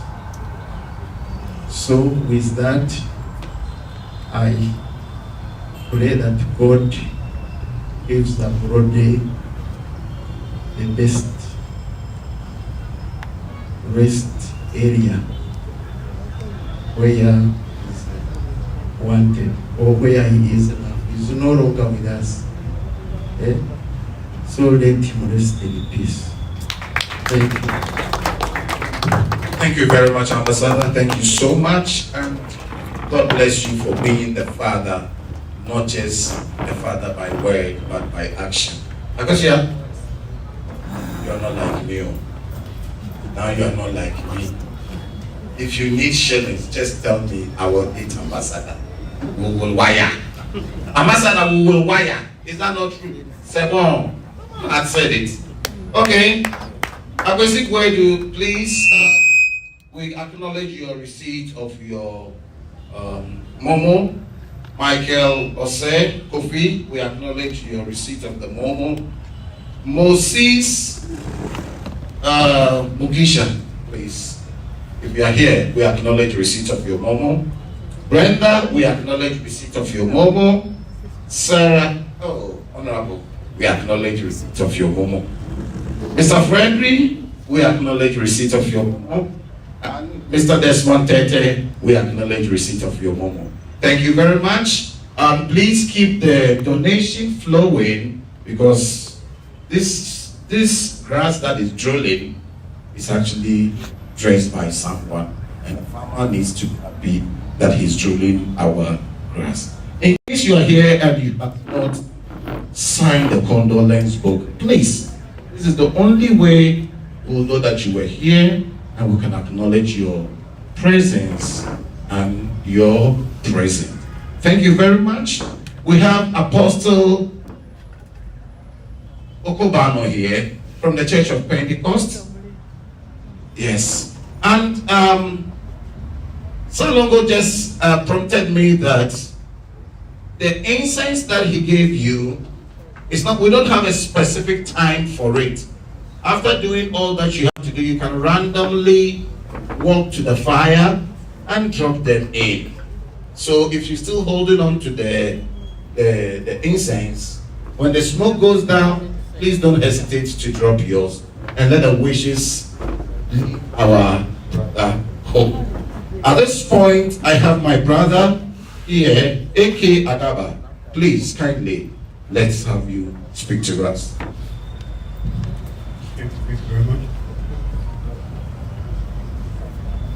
Yes, I'm really honored to be given the opportunity to speak on this occasion. I think I can relate with Amanda. Yes, I think I can relate with you, Amanda. Oh, appropriate. Yes, I recently lost my father, then my kid brother, then my young sister's husband. So I understand grief right now. I know where you are. I want to assure you, the pain will never go away, but you will get stronger and you will learn how to live with it. Fortunately, your father was the type of man who builds families. So he has built for you a new family in Uganda. And I must reiterate, when I thought of his daughter, I always thought it was a girl. That is how he spoke of you. So I'm glad to see that you're what he would leave behind. I'm not surprised at all. I met Ablode through Bongo, not surprisingly. I was given an assignment to do. I started a journey, a solo journey, on which Salongo spent years. I insisted on going home, of course. I'm not the type to spend nights in people's houses. But we talked a lot, and I am very happy to hear that a lot of the things that we talked about, whether it would be on the cassava project or on the gold, I think one of the things I was angry about when it came to our minerals, especially gold, is that we have failed to make it our product. We always think in, exporting it and putting it in Swiss accounts and things like that. So I reminded him that traditionally, when people were getting married or when they were going to visit kings, they went with gold rings. Not the type on your finger, rings like the size of your bangle. And I don't want to go into the details of what we discussed, but he at the end of the day, I think Bongo remembers this, is my witness. He said, why can't you come and join us at Operation Wealth Creation? I think we can make use of a person like you. And I told him, thank you very much for thinking so highly of me, but I'm not the type to work in institutions. I will find a lot of difficulty reporting to superiors or meeting deadlines, something that he didn't have a hard time doing. He was tireless. Every minute of his day, he was working on something. I remember he asked me, but why are you working on many things? And I said, how can you ask me such a question? I am going through your computer, I see what you're doing. I spend time with you in your home, I see the phone calls as you're going through them. And he laughed, and that cemented our friendship. He always used to try and get me to pitch in on various projects, whether it was, I think on the cassava project, I was insisting on him developing value addition units. It's a small concept that I think would help with even PDM projects. I don't know if it was integrated. I'll take some time to talk to him and hear what he thinks of it. But I'm extremely delighted to hear that every single one of the projects that we're talking about have moved forward. And this is the reason why I'm happy. His vision was not to make money. Amanda, yes, his vision was not to make money. And as you people here were talking about mass and commemoration, his thing was Africa, and not the abstract Africa. He wanted an Africa where Africans walk like sovereigns, meaning you don't have any debt, you don't have any worries about where your next meal is coming from, you don't have to worry about where your house is where you're going to live, you don't have any worries about your identity or if the next person besides you is a threat. That is what his vision was. So as you celebrate the achievements that are going to bring in considerable resources for you, I'd like you to remember that ultimately he would like us to see you in Africa, in Uganda of course, where people move in the kind of dignity that you're going to be moving in, where when you go home, now you're home, right? Your father is going to say, my daughter, I'm taking care of you. This should be the case for every African girl. That's the Uganda, that's the Africa that you talked about, that we talked about anyway. I'm extremely honored to see that people have turned up in such large numbers. I am so delighted to meet you. Thank you very much for the privilege of having spent time with me, and thank you, Bongo, for introducing us. All of those on the new sovereignty platform, I hope now, because people get lazy and careless when people are still alive, right? But I hope now that his life has gone, we shall appreciate his absence and find the meaning in what he has left behind. Thank you all. Have a good evening. Good afternoon. Good afternoon. Thank you very much. We have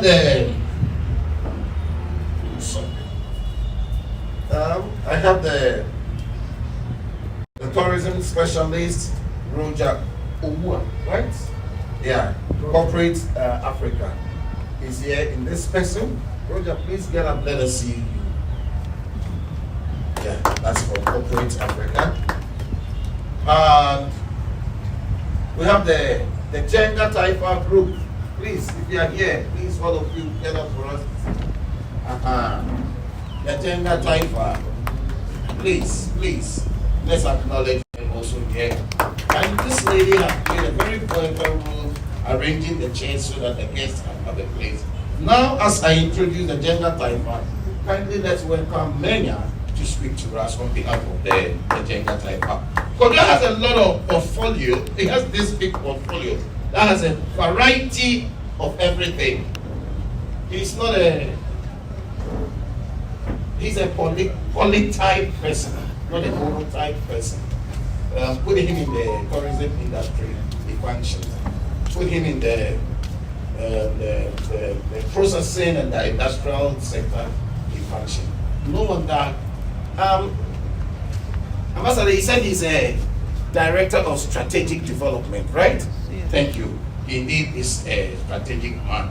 So, Jenga is one of the organizations that he has also helped, and they would like to have a word with us. Thank you. Colleagues in the Pan-African Movement Fraternity, my name is Shopi Menya Godfrey Michael. I work with Jenga Taifa as the Director Strategy and Project Development. We were saddened by the death of our own, the Pan-Africans, who at least has had touch in the lives of Pan-African movements all over the world. We are truly saddened as a family, because I, as a student of Pan-African movement and as once a lecturer under the patronage of General Elit Mwine, when we were delivering Pan-Africans at universities, we really thought that this is an audacious moment for us in Uganda and Africa at large to celebrate the life of our own Pan-Africans. We, as you notice in this building, fathers named Nkrumah Hall, a place where we recognized Dr. Sergei for Nkrumah. And it has been on our hearts. It has been on our hearts that if we can have Africans of the like Dr. Kojo, indeed this world would be a better place.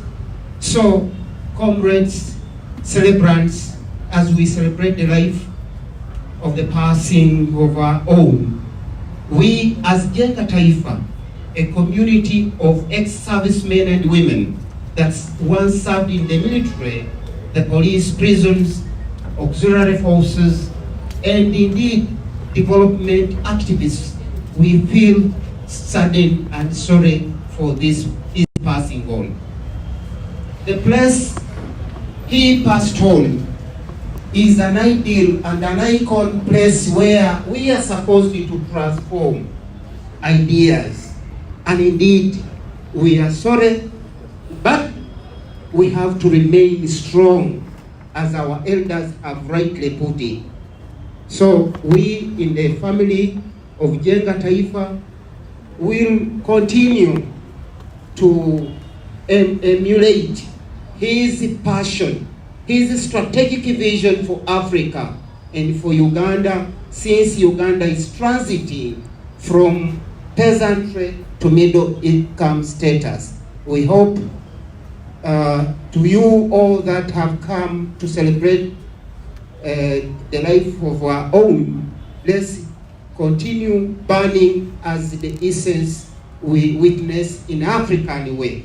We wish you a great recommitment, not just because he has passed on, but to recommit yet again and leave a legacy where we shall defend and resist the axis of evil that has been committed to Africans all over the world, within Africa and in the diaspora.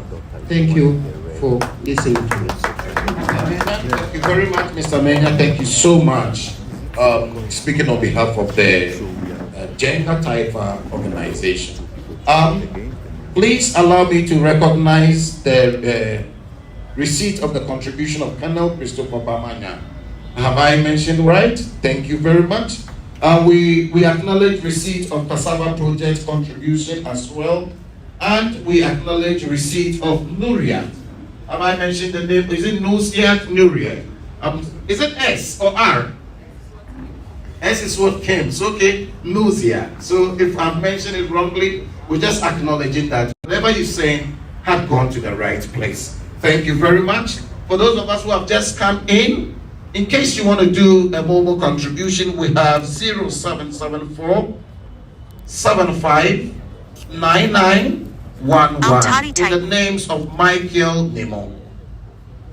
Let me repeat myself. In those of us here who want to do donation, we have the Momo number 0774 75 9911.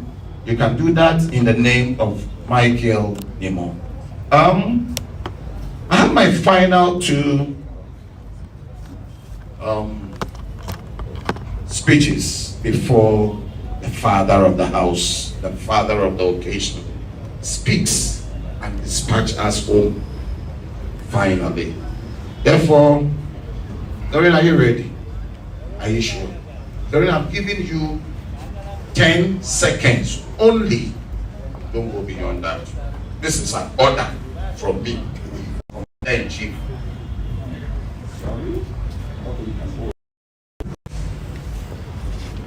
Good afternoon, yes, friends.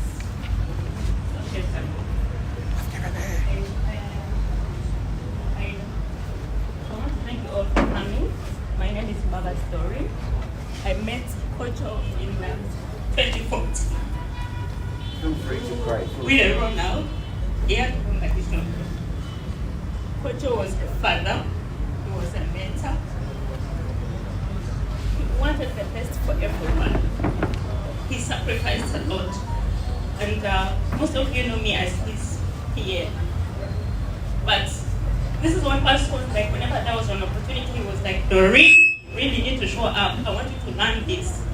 And we usually had fights. I was like, we need the money. Why is it that, you know, whenever we go, he's like, no, it's not about money. Then I'm like, no, now I'm no longer your PA. I want to be your treasurer. I want to be in charge of finances. I will build these people. But he was like, it's all about sacrifice. I want to see this world greater. I want to see this nation better. We have lost an asset. We have lost. You know, I think it's so rare for you to hear a man has been mentoring a woman. But I've moved with him. And I thank you so much, Ambassador, for being a wonderful friend. I want to acknowledge a few people. Douglas, please stand up. People really need to see you. There are people who have loved Ablode in life and death. And I'm sorry if I don't ask you to stand up. I also recognize you. On the day Kojo died, we were together. And breakfast was fine, lunchtime was fine. Then he told me, you go and mobilize those people. We really need to have a meeting in the evening. And that's the last time I saw him. So actually, I think I'm the last person who found out that he's dead because they told them I was outside loitering around. And I was like, it can't be. We are here, the man was so fine, he was not sick. And all I can assure you is our organization did its best because there was a standby ambulance. But he died as a hero. He didn't die in pain. That's what I can tell you, Amanda.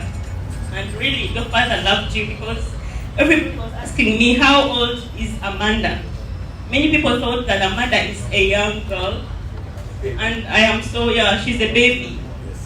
So, Amanda, you've always been a baby. You've always been a game. You've always been... And I thank your father that he nurtured a very beautiful baby. Today I was calling her Candy. Because indeed you're a sweet candy. And I want to thank Doctor that all the friends he had are genuine people. You know, I was not going to speak, but someone sent me a message and was like, Doreen, if you don't talk, you'll have betrayed Doctor. That's why I'm standing back. I don't know what to say, but I want to thank you people for being amazing. I want to thank you for being true to him, and I want to thank you for being true friends. All I can tell you is we have lost a friend. This is one person, Doctor was like, you know, if you didn't have, he could borrow from somebody, and he gives you, and he stays with nothing. And as I stand here, I want to implore you all, please be good. Leave a mark in people's lives. I want to thank the Ghanaian community for giving us a wonderful person because most of us thought Ghanaians as scammers. But Doctor disapproved us all. Most of the Ghanaians we met, he used to tell us that they are princes. But indeed for him is a prince. And we are surely going to miss him. We have lost, I don't know, I don't have the right words. But I want to thank the Ghanaian community. He has really represented you so well. I want to thank you, George, that even, you know, other people when projects are really moving, people really hide. And at least George said that there is something coming. And I want to thank you for always checking on Akusu. Akusu, your father has left a family here. And I pray that when you leave, please let his legacy move on. The legacy should not die.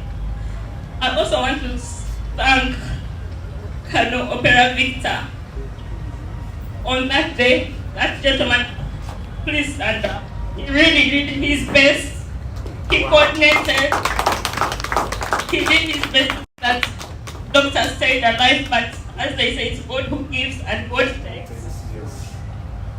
Thank you all for coming. But we are going to really miss Doctor. Thank you. We will not miss Doctor. because the legacy of locak still lingers on. At least, I still remember my Ghanaian adage that still says that a man dies, but his tanks live. So this tank is going to live and live and live, just like the tank of these great Pan-Africanists that are alive in our hearts. At this point, I would really need a very composed room, very, very composed room, because this is a ceremony that should have been done holistically in its own settings, but fortunately or unfortunately, it has to be done when the man has passed on. So, on behalf of the Ghana community, the directors, and the colleagues of OWC and the Pan-Africanist group, I would like to welcome Professor Chibalama, right? Chibalama Johnson from East African Polytechnic College, Chambogo, to now speak and confer on our doctor the PhD that he did. Thank you. So, all organisms and Polytechnic assemble here. The scholars, the practitioners, and the students as well. Professor Kelly, you go on the side next to you, come in the middle. We are going to do academic rituals, and that's how we do it when a doctor falls down. Some of the things are new to you, but bear with us. We also mind time. Professor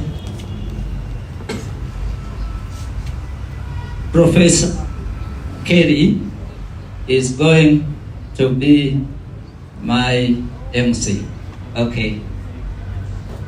Declare half-mast. A doctor has fallen, and at Chambogo, at East African Polytechnic, our 4 flags are at half-mast. Have introduction. Here with me, I have the practitioners. Yes, we have the practitioners. These are independent researchers in Chambogo, in Chambogo Research Institute, and we have Jenga Taifa team. What do we do? What do we do with them? Retired army men. We train them, but some of them come already trained, and we initiate them into civilian life. So this is the team, Jenga Taifa. But we also work with the professional workers, the industrialists, those who employ our students. And one of them is in internationalization, exporting Uganda goods. He is, you remind me the name? He is Mr. Opasola. Mr. Opasola is a Ghanaian, but also a businessman who works with the Uganda universities. He's a Nigerian. He's a Nigerian. The accent is the same.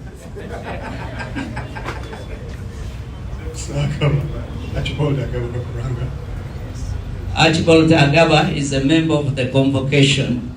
He's a practitioner. He had to be here among these business people. When they are present, the college runs because they have money and they employ.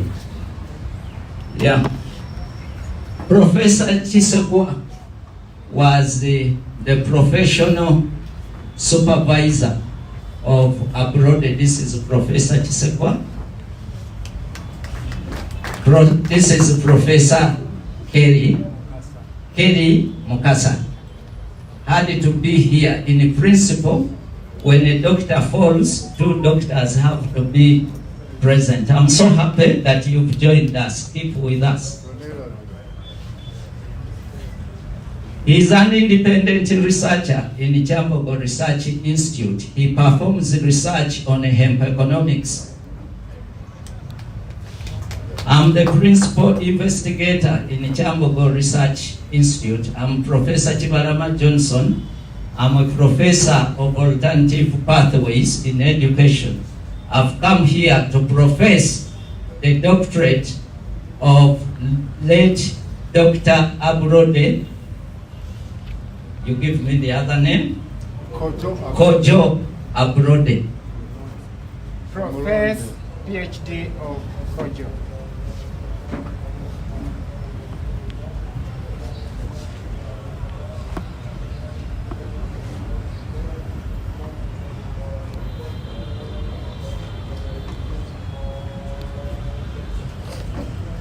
Allow me, ladies and gentlemen, to first constitute this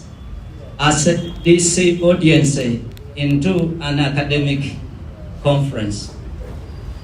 By the virtue of the authority entrusted to me as Professor Chibarama, Professor of Research in the Chambogo Research Institute, I constitute this audience into an academic conference.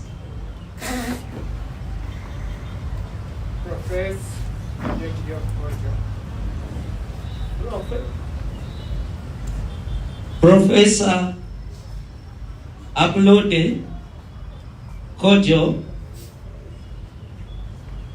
matriculated in East African Polytechnic College according to records in the Office of the Academic Registrar. East African Polytechnic Chambogo is a university college at Chambogo.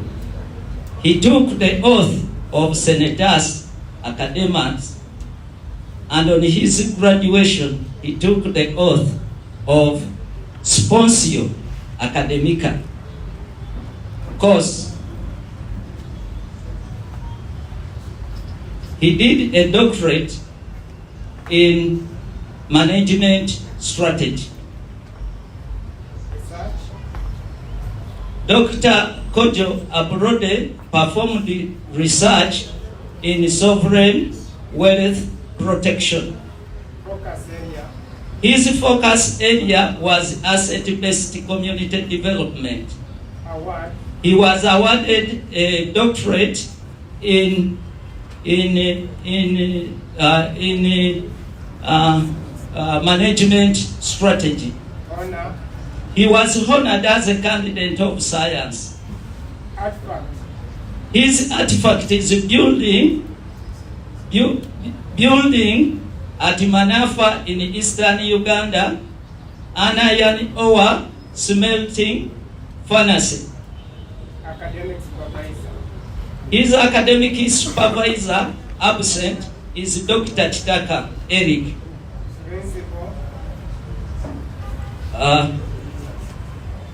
Professional supervisor.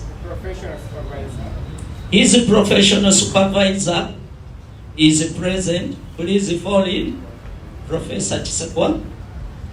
Professor Chisekwa was his professional academic supervisor. Principal supervisor. I was the principal supervisor in the Chambogo Research Institute.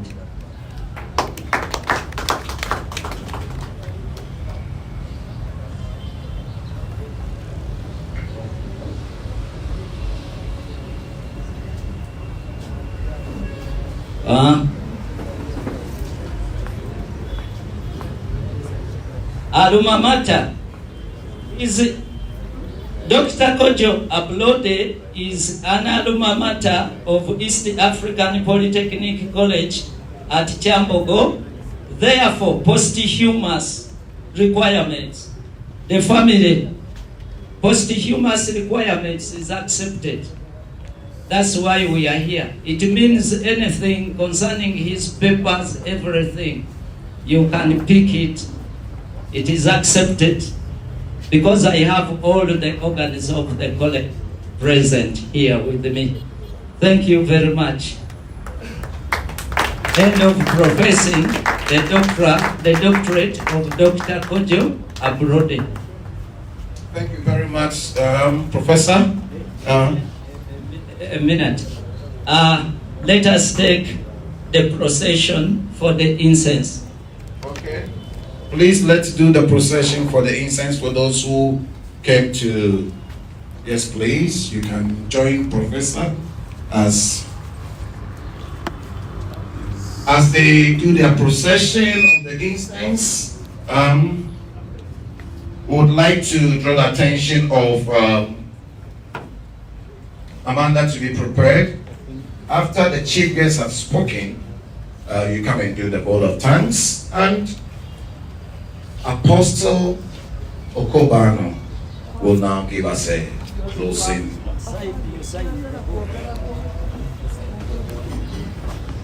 Thank you.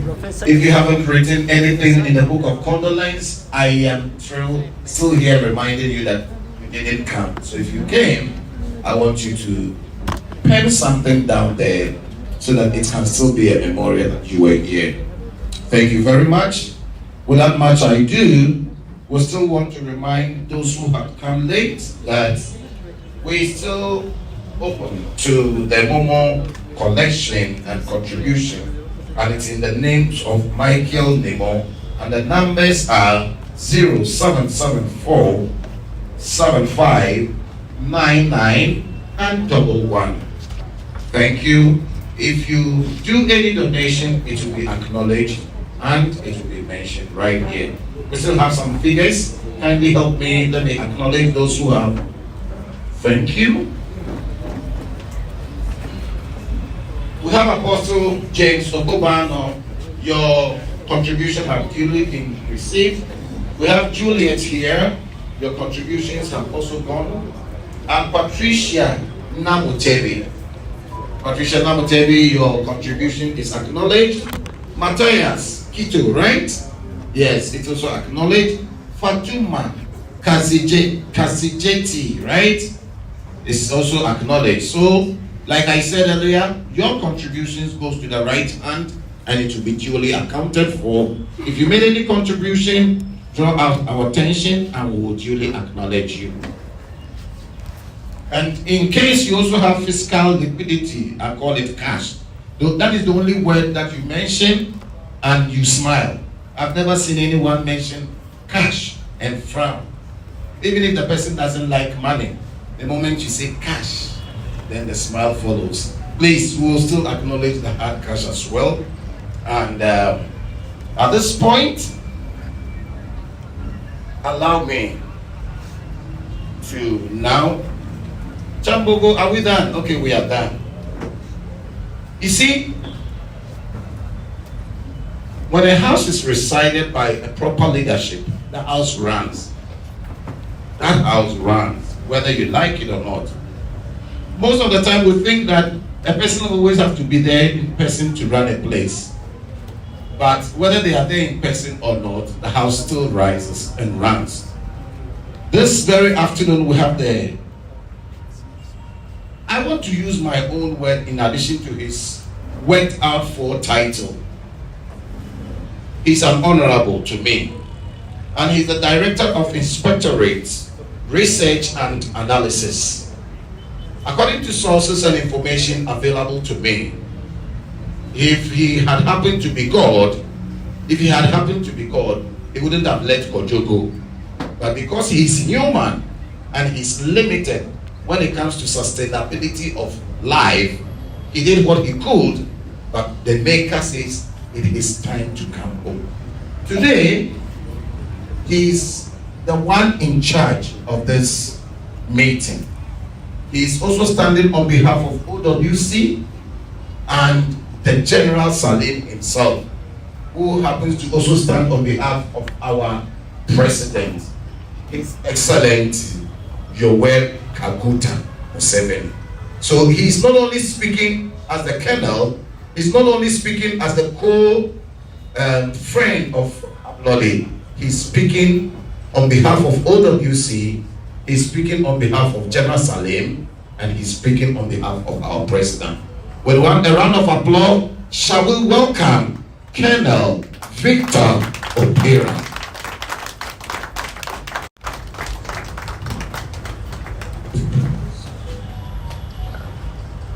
Dear celebrants, supporter, the Pan-African movement, the Ghanaian community, our colleagues from Operation Wealth Creation, I'm Colonel Victor Opera, the Director of Inspectorate Research and Analysis. Maybe before I proceed, please kindly allow me to request our people from Operational Question to stand up to recognize.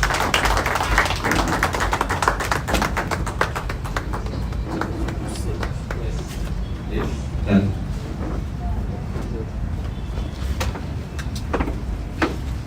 One,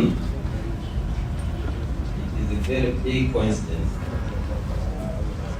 here, first of all, to represent Operational Creation, but also to a very large extent of being a very close friend of Dr. Kojo. Actually, before even going to Chankwansi, I attended with Dr. Kojo a high-level engagement that was organized by the National Planning Authority for 3 days. And actually, in that conference, they told us to leave behind our account numbers and not to work out with the Dr. Kojo, because I think one of his accounts had expired. But I could see in about 3-4 days, I saw some money enter. So the family has to check that. Then also, Ambassador said, really in OWC, Kojo had this inner line, inner group that he would confide into if there is some issues that he wanted to discuss. That is what Ambassador was trying to say. He was one of them. I was one of them, and the Honorable here.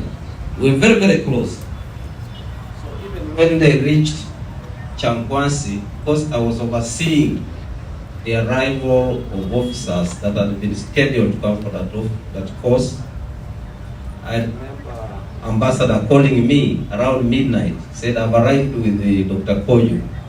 Where can we stay? So I immediately guided them. So I was in the canteen at that time. Find you there. But I think they delayed a bit. So in this, the process, even that same day, like what Honorable Kateki is saying, Kojo sent us very many documents, those people that he trusted. And I could see somebody taking time to introduce to send a number of documents. He was saying, Comrade, now that we are all here, I think it will be a good idea to follow up on the request to the Parish Development Model Secretariat for 300 copies of the PDM for the implementation guidelines for discussion to directors. Then he also sent another one, the Parish Revolving Fund User Handbook. Then he also sent another one, implementation guidelines for the Parish Development Model. Then he also sent another one, implementation guidelines for Operation Wealth Creation. Then he sent another one, the Parish Development Model revised and simplified guideline. Then he sent another one, final National Development Plan 4 for Parliament approval. Then he sent another one, the final approvals of the National Development Plan 4 at the state, the strategic direction of the country. Then he sent another one, the final draft National Development Plan, something like that. Then he sent another one. So, when you say Dr. Kojo, to us we knew Dr. Kojo was deeply academic, deeply. He was very, very intellectual. Each time we would sit in the top management meetings, he would remind us that have we understood the president's intent? All of us understanding the intention or why the president created Operation Wealth Creation, and do we have a strategic direction that we think we should pass in order to cause the socio-economic transformation of the country. So each time he was really engaging all of us. Before his death, the generals there had asked me and him to come up with a kind of a concept document on the implementation of the parish development model, but where the directors for WC would be in those working groups in order to promote the effectiveness of the PDM. So that was the kind of person that we have lost. Even that same day, I interacted with Dr. Kojo at about 10 o'clock.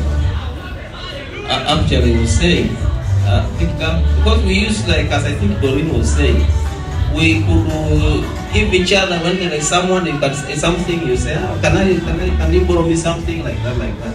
So actually that day at around 10 o'clock, he came to me and said, oh, Victor, can you give me something? There's something I quickly want to do. So, which I gave him. Then later on, at around lunchtime, of course I was the one who was coordinating that retreat. They informed me one of the participants has collapsed. So I immediately established, but now they were trying to evacuate him to the health center. But because he was unconscious, and of course we had an alternative to call for air to lift him for specialized medical service. But the doctors informed us we needed first to stabilize him. Putting him like that will not really help much. So when his situation was deteriorating, we immediately had to evacuate him to another better health service in Hoima. So I kept on tracking every 5 minutes, 7 minutes, 10 minutes. I could ask the doctor, what is the state?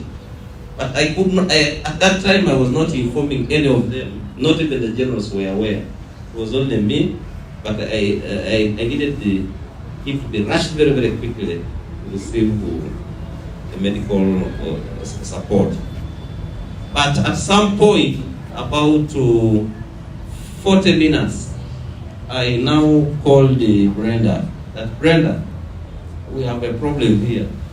Of course, I knew that they were very close. Brenda comes from Kenya, and Dr. Kojo comes from Ghana, so there was there was that closeness. So he told me now, Dr. Kojo, because I was specifically asking about whether they had a medical problem, so that we can be able to keep alerting the medical facilities that yes, the patient also has this history. But he told me that okay, he used to talk about heart problems. That's what he said. So I continued monitoring, and until they told me now, oh, the patient has died, when they were now almost reaching the medical facility. Of course, now I again had to keep that information, but I only informed maybe a few, 2 or 3 people like that. So that's how we lost our friend. And I must also say, even when I was coming, I also came with some of his property which remained at Chakwas, some phones and all this and that.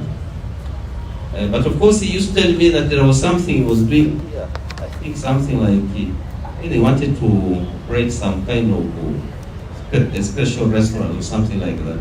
He tell me, I'm putting money here, I'm putting there, money there. So that is the doctor we're talking about. So recently, because of what we are talking about, the strategic future of this country, so we have been on the local budget consultative meetings. So they wanted OWC to nominate 4 very senior people competent to process the local government priorities in order to have them aligned to the national vision of the country.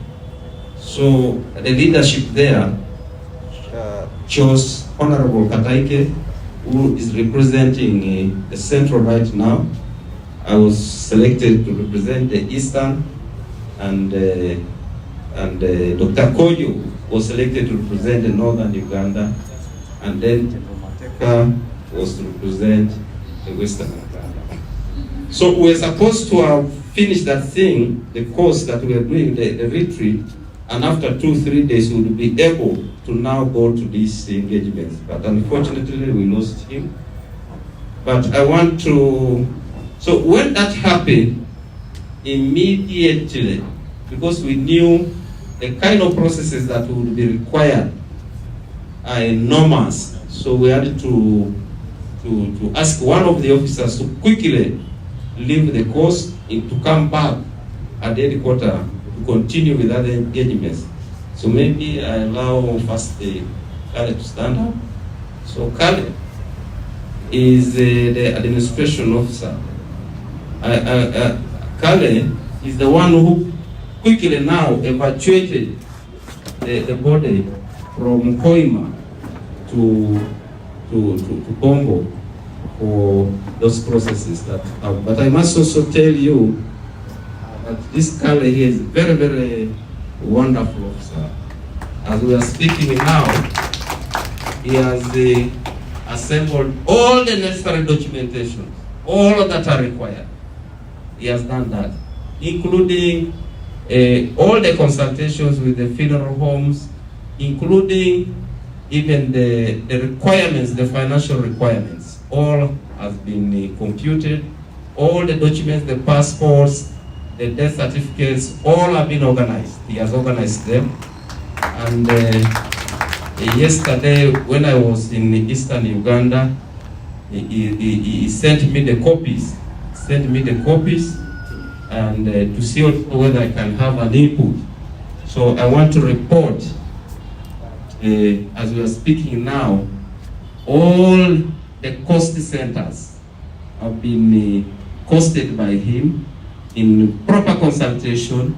I think also from the Ghanaian community, he also helped him to do the other, from the embassy. So all the documents are there, and from the financial requests, I'm seeing about $20,000 US dollars. That's about 75 to 80 million. So that document yesterday was escalated to General Sally in that proper format, and we want to reiterate, because even when she came, I was the other side. He told me, hey, the daughter is saying that he is going to be buried here. I said, can't happen. Why? Then he said, I don't know why. Then I wanted to talk to her, but I did not, because I had a lot of engagement. So the leadership of OWC will do all it can, all it takes to ensure we give our colleague the most befitting send-off. Then the other one is, because in the same time, we also lost another officer, a Lieutenant Colonel. So we lost the Lieutenant Colonel when it was around about 10 o'clock. So around 10 o'clock, I think he was diabetic. So when he came out, he was trying to go to the medical facility. But unfortunately, just as getting out from the dome, he just fell, collapsed, and the foam started coming and he just died instantly. So I've also just come from Teso, where I was representing operational inspiration in that period. So when they told me that I should be here, I had to travel last night to be with you here. So I think, I cannot give you the other documents because I want to give you when we have done the whole of this. Yeah, but I want to say that from the examination, the diagnostic examinations, very, very specialized examinations, testing has been done, and they found that he had a history of the heart disease. And this particular one, he died out of the cardiac death, what they call cardiac arrest or cardiac heart death. So that's that's the cause. And I've also done my internal consultations with the colleagues and the others. So they also tell me that he really used to have those problems. So that's what the person is. So Dr. Kojo was a specialist.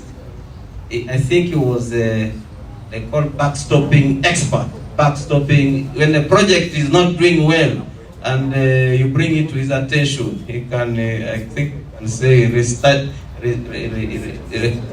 yeah. So, a very, very good specialist, and we have lost a colleague. And he was a person that was symbolizing, he was a symbol in Operation Wealth Creation. First of all, because of his nationality, and then two, because of being a consultant. When we're in the meetings and Dr. Kojo rises up to speak, you really find him speaking fire. So that was the kind of a person that we have, even his accent alone. So when we are having these meetings, Dr. Kojo is really of a class apart. And so when I was talking to Honorable Kataike that day, he said, hey, so we have lost Kojo. He said, we have lost this small, we have lost this boy, very intelligent boy like this. I think that's what she told me. I think you have lost this very intelligent boy like this. So when I called one of the generals that had remained here, the chief staff officer, I called him and told him that, we have had this problem. He said, Colonel Victor, you are pulling my leg. Why are you pulling my leg? I said, sir, it has happened.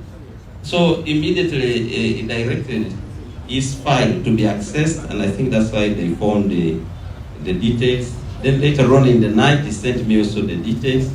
So, but there were also other people that were communicating with me on the same issues.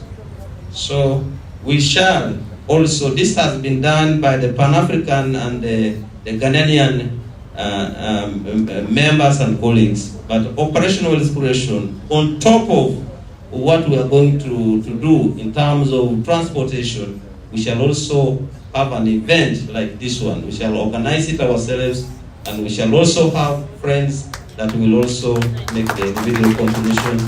And by our request then, admin officer, so what you can do, you can now run in our pages for officers and the staff to make their contributions. Why we stopped the other time, first of all, we did not know how the parallel arrangements will look like, and then two, we didn't want to run the list concurrently. So that's why we stopped. So we can now do it. So OWC will also organize something like this. And then, like as Ambassador was saying, yes, at some point when we have concluded this, as we are moving towards the conclusion of this, we shall also arrange officers who will accompany the casket for a burial. So for now, that is what I can say. And I will now, of course, we shall communicate very quickly on how the transportation is going to be done, because Kali and others, and which of course I also saw, the thing went to General Stanley. So we shall now communicate to him and providing the agency the matter requires. So even when George was talking about, when George was coming, George had very, very big problems. his problems were too big about the cassava value chain. I said, no, let me bring Dr. Kojo on board. And I think they proceeded well, and I'm very happy to hear that this project is moving forward. So with that, may his soul rest in eternal peace and eternal glory.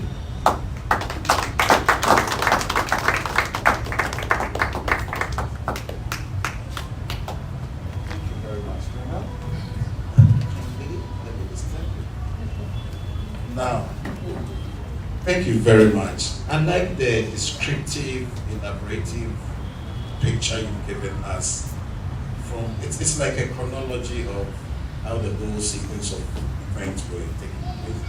And you've really proven that you were there. And you've spoken that a man who is in charge. You are not just a leader by title, a leader by act. Thank you very much. Ladies and gentlemen, I've never seen anyone goes to someone's house and shut the mouth of the owner of the house. Is that possible? No. No, please talk to me, we African. Is that possible? Colonel, I am so sorry to break this order. You were supposed to have been the final speaker. But this house is not ours. The house has an owner. And after hosting us, if we tell the house owner, don't speak, I think we will not be truly African. We won't. Can we be a bit African today? So permit me to break the protocol of the final sayer of the father, and maybe in this contest, let the wife also speak. Are you getting it? Please don't go and tell Colonel's wife that he's married. He's not married. This is a figurative statement, and we're African. And that's why we are speaking like African. On behalf of the receiver of the money, we have Hope. Your contribution is duly received. OCC Godfrey, your contribution is duly received. UCC, sorry, I saw, my eyes are too big, so DCC, hey, whoever wrote, Christy, please, I went to school, write well so that I'm not disgraced here. Deputy Chief Coordinator, Mr. Godfrey, your contribution is well received. Marie Lydia Bauer, I want to pronounce it like an African, even though it's a German name, your contribution is acknowledgedly received. So, allow me to allow the wife of the chief guests of this program, not outside here, please, don't go and misconstrue my English. And then the man has his integrity question. The host of this Pan-African house was supposed to have spoken before Colonel speaks. But if you have a large chunk of land and you have a lot of duties, you need to accomplish them. So she had to go for other duties that is entrusted to her. We have Dr. Grace Kabayu. Have I mentioned it right? Really? Okay. So the Executive Director of Pan-African Women's Organization to now, this place being her house, to speak to us. Thank you.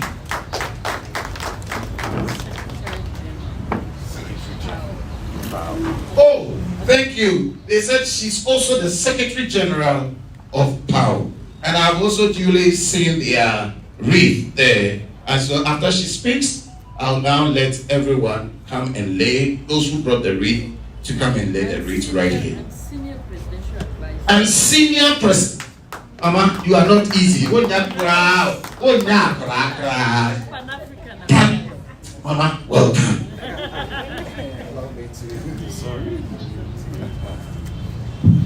Thank you very much, Comrade Moderator. I'll begin by apologizing. I did not come late.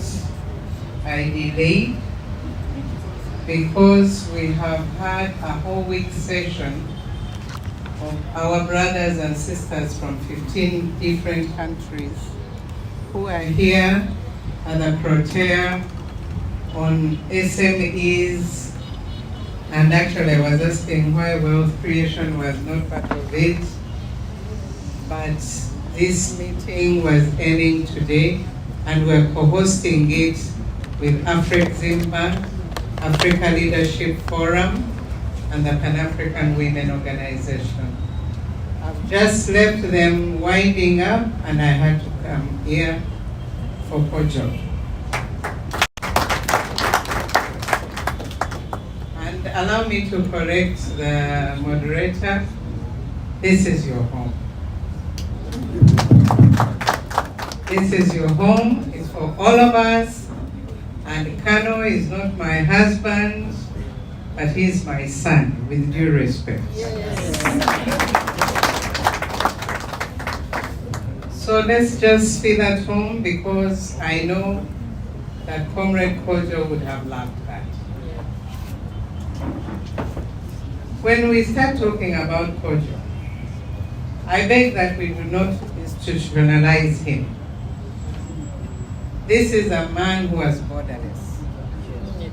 This is a man, despite his education, his capacity, intelligence, wisdom, and understanding, he would interact with those tomato vendors outside there.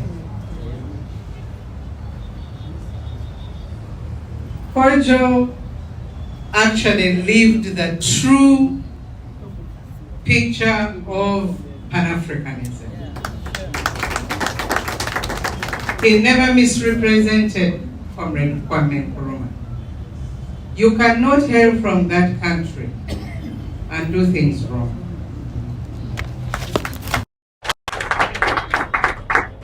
And please allow me to stand on the protocol that is already existing, because I'm sure we have different capacities here.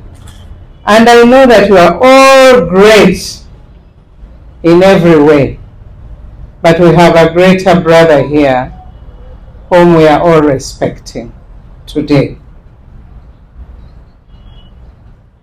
The longest I've interacted with Kojo, apart from our meetings, and I know that our Pan-African fraternities will agree with me, Newton, Guma, and everybody, whatever had to do with Pan-Africanism, Kojo needed no invitation. Now that is walking the talk. That is living the true patriotic Pan-African ideologies that we talk about. You don't need an invitation to attend a vigil like this as an African person. You don't need an invitation to attend a wedding. Neither do you need an invitation to create wealth for this motherland and continent. And Kojo lived it up.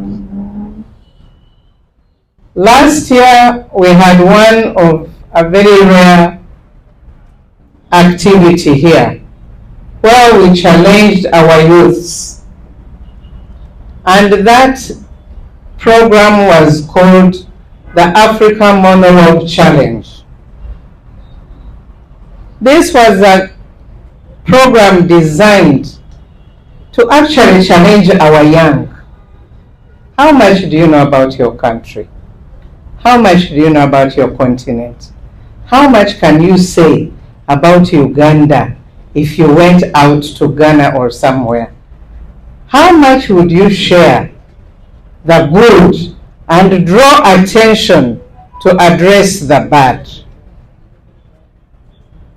We had young people from 25 countries staying in Uganda for more than 10 days, staying under one roof, and it had nothing to do with Big Brother design.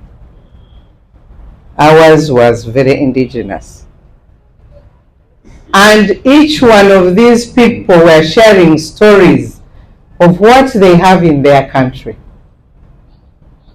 And yet there are some people who go out there and they compete about how bad their places are. I will share one joke. Some East African countries were attending some competition somewhere. And one of them said, you people, You're talking about running this race in 5 minutes. In my country, we have a with one wooden leg, and he can run this in record time.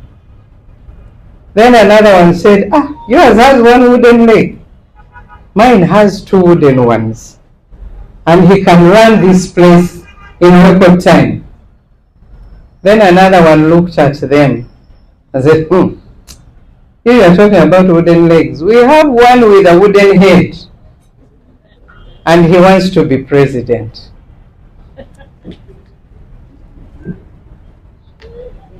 I'm not politicizing the session, but I'm showing you how Africans can really, really demean themselves. Talk about the River Nile that feeds the rest of the country. Talk about the greenery, the good that we have. Talk about the people, the love, and join them to know them better. That is what Kojo did. That was Kojo for you. Those of you who never had an opportunity to interact with him, you've missed out. You missed out real big time. So please open your hearts and open your houses for fellow African people when they come to your countries, or when you meet anywhere. Actually, Pan-Africanism was stronger in the diaspora in the 1900s because Africa was busy fighting for independence. But our other brothers and sisters out there said, no, what hurts Africa hurts us. What is good for Africa is good for all of us. I will go on and on until the cows come home. But allow me to thank and request the representative of wealth creation, Kano. Please thank the general for us.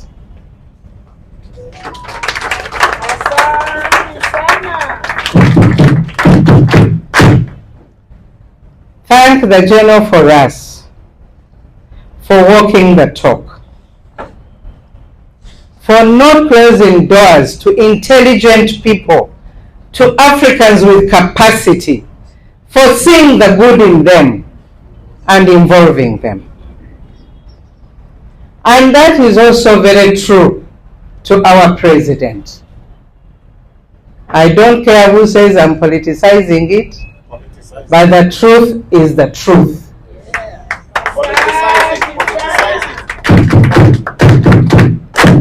By the one who says politics is bad, you are the ones who make it rotten.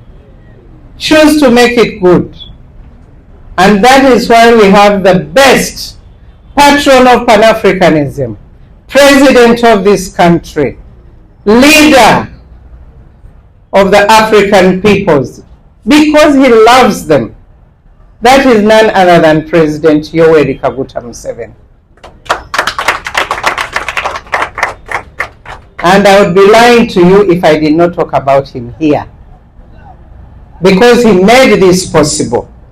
Small as it is, this land was given to us in 1994 during the Congress of the Pan-African Movement, the 7th. We had countries here with their factions of the opposition. When people ran to the UN at a dialogue, at a peace initiative, Museveni did it a long time ago. 94, Uganda was the center that combined all governments and all factions. We had Aidid of Somalia, by then he was a rebel. We had John Garang here of South Sudan, he was still a rebel. We had RPF of Rwanda, by then they were still rebels.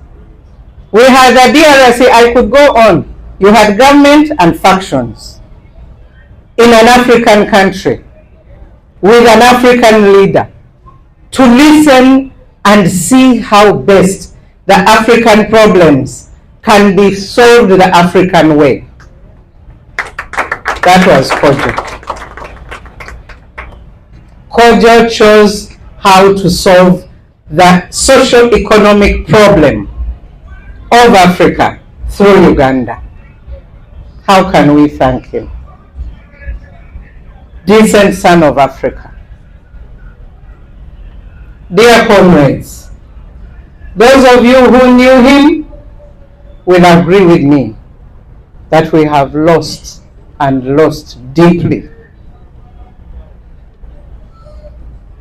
Those of you who did not know about him, who never got an opportunity to meet him and interact with him, follow what he did. My sister Honorable Sarah, my sister Rose Linda Princess, they are my colleagues, they are here praising me, senior presidential advisors. And what are you? We are together in solidarity, in Pan-Africanism and service. Viva! Viva! Viva Africa! Viva! Viva Kojo! Viva! Viva mzee wa taifa la Uganda! Viva!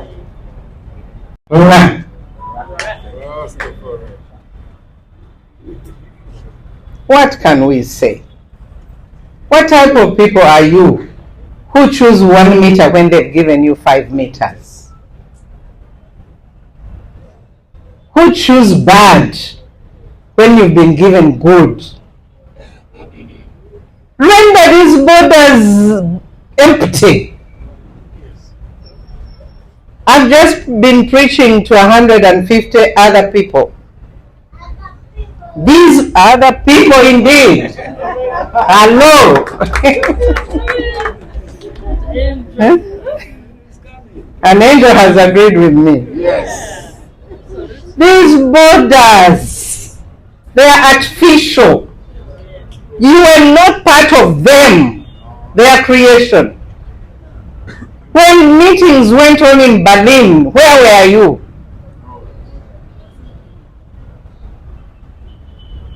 Thanks to African Union through the member states, visas are becoming on arrival for administrative purposes and security.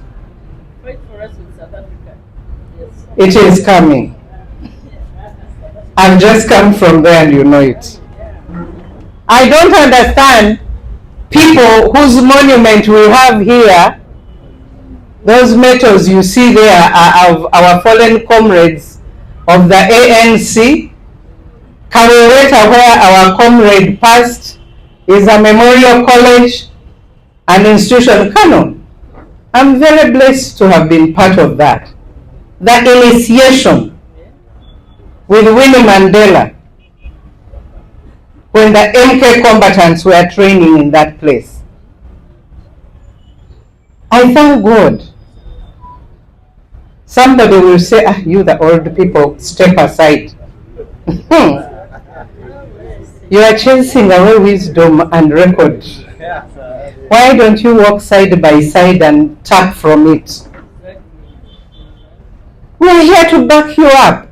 We are not here to fight you.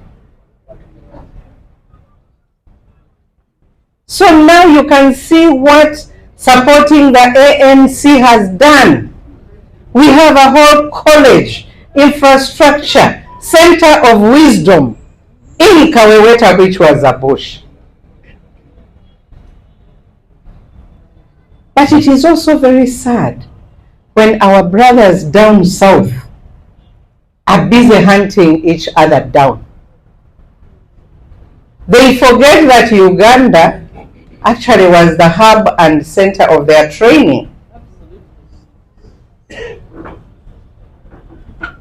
When President Museveni said, if AU and the UN is not supporting Somalia peace initiative, Uganda will do it. He moved into Somalia alone. A few months later, Burundi joined us. You imagine being joined by Burundi. Having very little, but committed to join.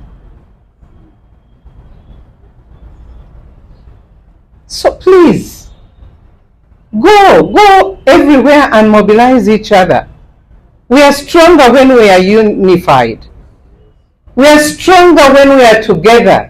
We are stronger in solidarity. Don't all of you feel stronger now in loss of Kojo?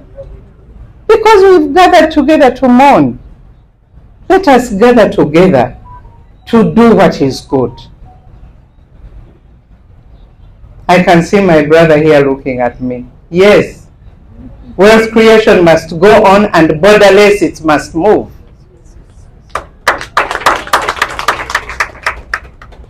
So don't sit here and lament.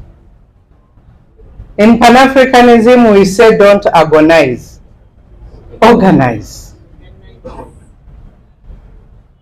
Let us organize to do better. Let us organize to be stronger. Let us be organized to prove them wrong.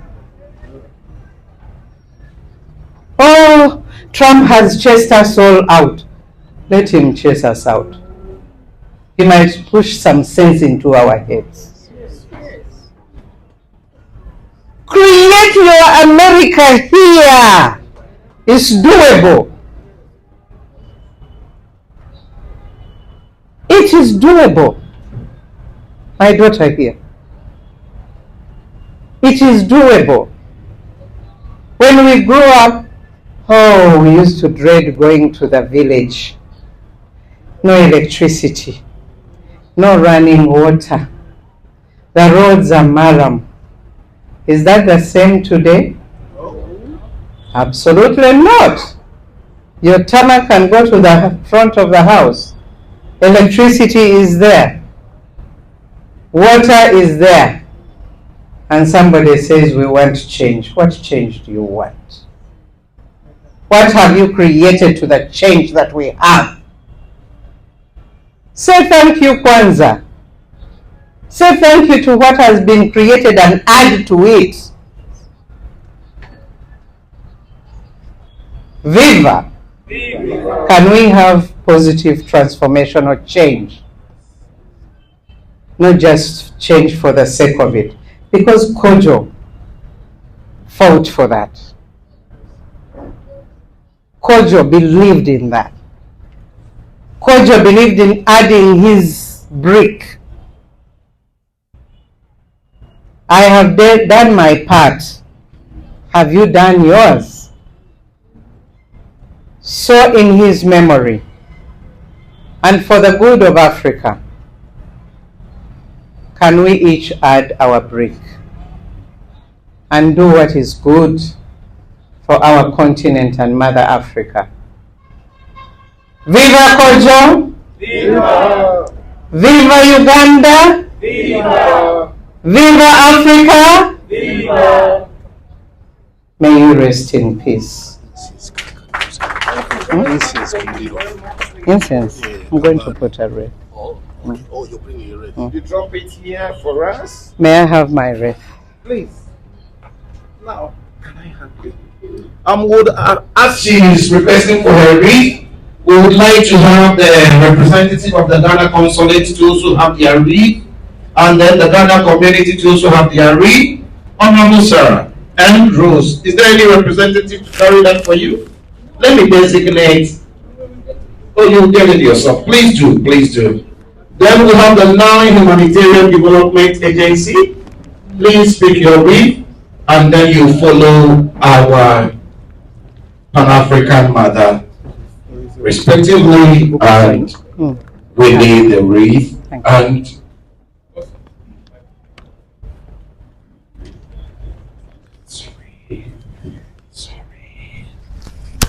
and we lay the wreath and say farewell to him. Ghana community, who, please, so, please hold on there, hold on, please hold on. Salongo, please, I will need your help for to come here. So we'll pass here, we'll go like this, then we can pass here to go. So let the sorry, I know it's hot by now. No, it should be this way rather. So this is the entry and this is the exit. Please do that for me. The entry, you reach here, you lay the wreath, then the exit, then you can sit. This is from Honorable Sarah and Rose. Oh, sorry, Honorables Sarah and Rose. Honorables. Shall we have the Ghana community also coming? No, Ghana Consulate. Ghana Consulate. Thank you. Yes. You go that direction, then you exit on that side. This is from the Ghana Consulate.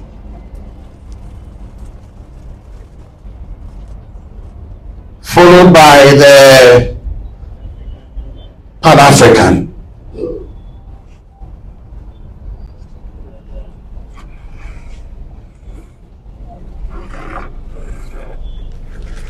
Yes. Yes. Get a good space for it. Thank you. We have the Nile Humanitarian Development Agency. Ama, you can sit and do the sign. Thank you. Then you put a picture there for us. Last but not the least, the Ghanaian community in Uganda. Please let them lay this. You can just lay it in front of that, and then these people can have this space. Please, you turn it, you let it be readable for us, please. Thank you very much. Thank you very much. Thank you. Nathan, God bless you. Thank you. The Ghana community, yes.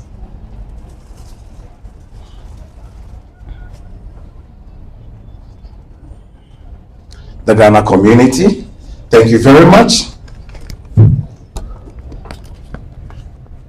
In the next, I can assure you in the next 5 minutes we are done. So, there is a saying in the Ghanaian adage that if you have a big mouth,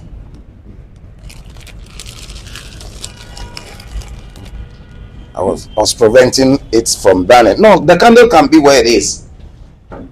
There is an adage in Ghana that says that if you have a big mouth, you blow a trumpet, you don't blow the mortar. So I may seem to be having a big mouth, but I can only. But are those who have the capacity to blow a mortar, and therefore I would like them to do the needful without me intercepting what they are doing. Without much ado, shall we welcome Amanda. Amanda.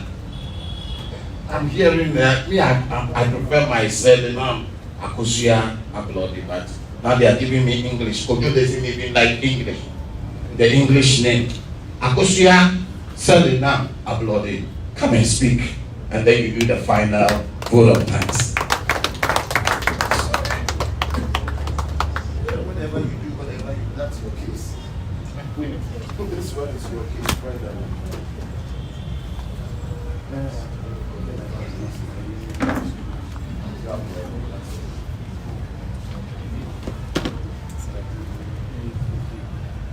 Good afternoon. The chief guests, the senior presidential advisors, the Pan-African fraternity, staff of OWC, Ambassador John, Professor Johnson, the team from Cassava Project, Peer Nation, all protocols observed, ladies and gentlemen. On behalf of my family I would like to extend our deepest and most sincere gratitude to each and every one of you for being here today as we celebrate the life of a great man, Dr. Kojo Ablode. This day has been filled with love, remembrance, and reflection. Though we gather with heavy hearts, we are also uplifted by the strength of community and the shared memories that have brought us together. First and foremost, I would like to thank the Pan-African fraternity for standing with us in this time of remembrance. Your unwavering support and solidarity, deeply rooted in a shared vision for unity and empowerment across the continent, meant a great deal for my father. He believed strongly in the values you uphold, and your presence here honors his passion and commitment to the Pan-African cause. To the team from Operation Wealth Creation, thank you for not only being his colleagues, but also his extended family. My father took great pride in the work you did together, empowering communities, transforming lives, and building a better future. Your presence here reflects the respect you shared, and we are truly grateful. To the Ghanaian community, thank you for embracing my father as one of your own. Your love and your cultural kinship brought him much joy and connection beyond borders. We deeply appreciate your prayers and heartfelt tributes today. We sincerely thank you all for your generous contributions, your invaluable expertise, and your heartfelt collaboration. And to everyone here, friends, neighbors, extended family, and well-wishers, we cannot thank you enough. Your calls, messages, visits, and presence have been a source of immense comfort. Each one of you played a part in my father's journey, and today you've shown up to celebrate the legacy he leaves behind. Though he may no longer be with us in the physical, his impact, his values, and his love will live on through each of us. Once again, thank you all for being here today and for honoring the life of a truly remarkable man. May God bless you all. Thank you. Thank you so much. A vote of thanks go to Ambassador. Thank you so much, Kendall. Marinda, thank you. Captain Nicholas has been working with me tirelessly on this issue. I was scheduled to move the remains today at 3 p.m. and then it failed. So I'll beg Kendall to push harder as our arrangement has been made back in Ghana. I think you just receive a message. Those who has to receive the remains are really on a standby. And the pain of it is that they are procedural. And when we have the relevant approval and we don't step out, we have to restart the schedules again. So Operation Wealth Creation, I thank you, Captain Nicholas. I thank you, a true administrator. And then I thank the Ghanaian community. I thank Mama. Mama Kojo invited me on African monologue. That's the first day I saw you. MK just scheduled me that you see Mama is performing and she's well representing. Thank you so much for showing up. This is the second time I see you. And you have to localize the African monologue again. Yeah, thank you, brothers, Ghanaian community, well represented. At the end of the day, we are not scammers. Kojo has really said that. He invited me when I was in Dubai as a satellite. I'm holding a satellite office for the president of Ghana. And he said, you come here, we have a lot to do. Currently, asset-based, sovereign asset-based protection has been already launched in Zambia. We have a satellite, a diplomatic desk in Zambia, which has been Kojo's brain, serious brain. And then we were trying to divert from the World Bank IMF money to introduce school and Islamic compliance loan, which would correct the deficit in Africa. And all this has been Kojo's brain, which I'm promoting. Thank you so much for well represented. I would urge you to follow us to Ghana and do the same thing, because we are an escape good. Ghanaian even don't recognize us as you guys do. So Mama, Colonel, Ambassador, you've promised that you are coming to Ghana. Come and speak for yourself, so that at the end of the day we will also be recognized. Thank you. Thank you so much. Thank you very much, everybody. Now, I wish you don't sit down. Yes, of course. That's why I'm not asking her to sit down.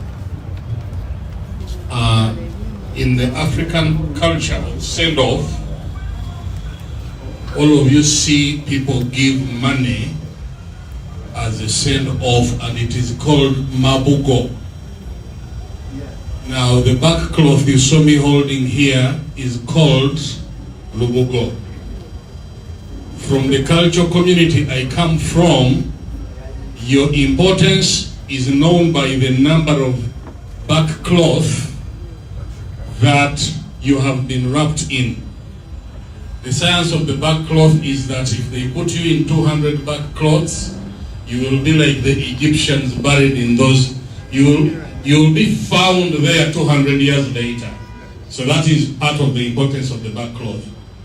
But this back cloth you have seen, we were saying invocations on the incense that we were putting here, and then we were putting the smoke to go into the back cloth. This is our burial signature. This is our burial gift. When they are putting him there, it is okay, you can wrap it on top of the coffin and put him down there.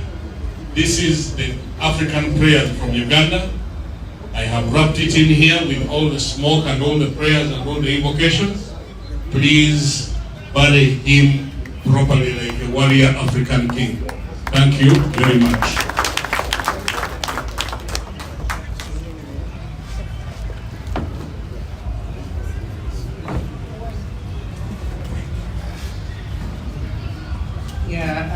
I want to thank you so much for that. And from the Pan-African Women Organization and our fraternity, we are contributing 1 million shillings. Thank you, Mama. Yes, 1 million. Yes. Thank you. That one he said is called what? The Olubugo is the back cloth. Even the money that you're giving money. Yes. Okay, so they are giving Olubugo for 1 million. Please write on behalf of the Pan-African Women Organization. $1 million Kumi. Million Kumi. Oh, million and more. Million and more. I was going far. I was quoting money that I don't even know them. Wait, million and more. Million and more. Okay. I'm so happy to see the smiles. You've gladdened my heart. The reason is that right from the beginning, we pleaded with all of you that this is not a mourning moment. It is a celebration of life. And you've seen the words that have been spoken here, assuring you that the man is not dead, but he's still alive, but passed on to the other afterlife. Kojo, please prepare the passage for us. 200 years from now, some of us will be coming. So that, let's finish the Matoke, Le Monde, and Muoko. Let's finish them here. Then we'll join you there so that we will be with the ancestors. Then people are saying Gari and Wachi and Chico Solo. Kojo, you take the lead. Be the chief guest. We will finish our food and we'll join you very soon. Thank you, everybody. And whichever way we start, we cannot end without God. That's exactly what I'm coming to. Whichever way we start, we cannot end without God. Whether you believe in, the one beautiful thing is that, Papa, people say they don't believe in God, but they say God. So what you are saying that you don't believe in, how does it come into existence that you don't believe in? The fact that you even have the idea, the name, is enough for me to believe that you believe in Him. Without much ado, would ask Apostle James Okobano.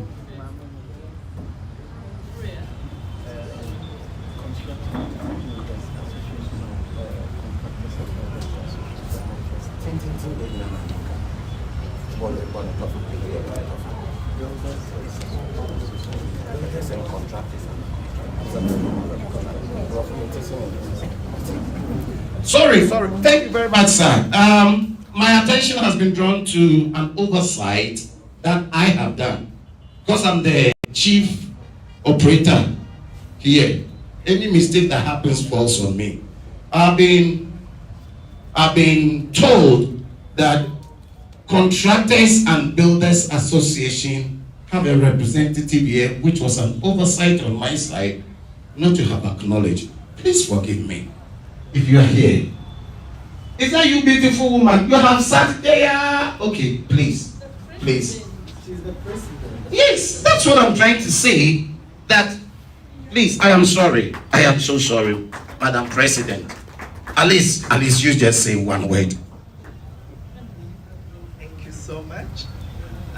I stand on the protocols already observed, and I'm called Mrs. Kiara Bintam Kuranga. I'm the first female president of the Contractors Association in Uganda. It's called Uganda National Association of Builders, Suppliers and Engineering Contractors. And earlier this year, with our mama, Janet Museveni, we launched the Women in Construction and Infrastructure Ugandan chapter. I really wasn't prepared to speak because they've warned us that this is a celebration, and yet I felt that my heart is heavy at the loss of a son of the soil. So thank you all for being here. Thank you for giving me this opportunity to say hello. Through Dr. Kojo, I got to know a number of people at OWC. I got to know Douglas, and I got to know through them everybody here. And Amandla, our sincere condolences to you. We had been doing a number of things, as they told you. Dr. Kojo was a man of many hats, and even in the construction and infrastructure sector, we were beginning to pick on Dr. Kojo's brain to see the things that we can do to enhance in our sector. He was very instrumental in advising me to even become the first female president of the association. And I thank him so much for that, even in posthumous. I really don't want to take so much time, but I'm honored to be here and to say a few words on this day as we send off our brother, Dr. Kojo, and thank you so very much for making this possible. He was a man who loved people, like it has been said. He not only knew me, he knew my husband, he knew my child, because he was that kind of person. He became family when you got to know him. And I bring condolences from my home as well. My child was unwell, so my husband couldn't join us, but we bring condolences. I bring condolences from the Contractors Association, from the Women in Construction, from our SACCO, the UNAPSEC SACCO, that he was trying to help us to align. I pray that God will bring us another Kojo who will be able to step in that gap that he's left us with. May his soul rest in eternal peace. Thank you. Thank you very much, Madam President. And please, I don't have the powers to correct anyone, but brains are still here. Could you left with a minute fraction of that brains we are all looking for? Brains are still here, and please, with all due respect, this, like I said earlier, it is not a mourning grounds, it is a moment of celebration where we network. There are millions of heavy embodied brains here that can still be productive for Mother Uganda and any other person or any other individual organization can harness from. Thank you very much once again.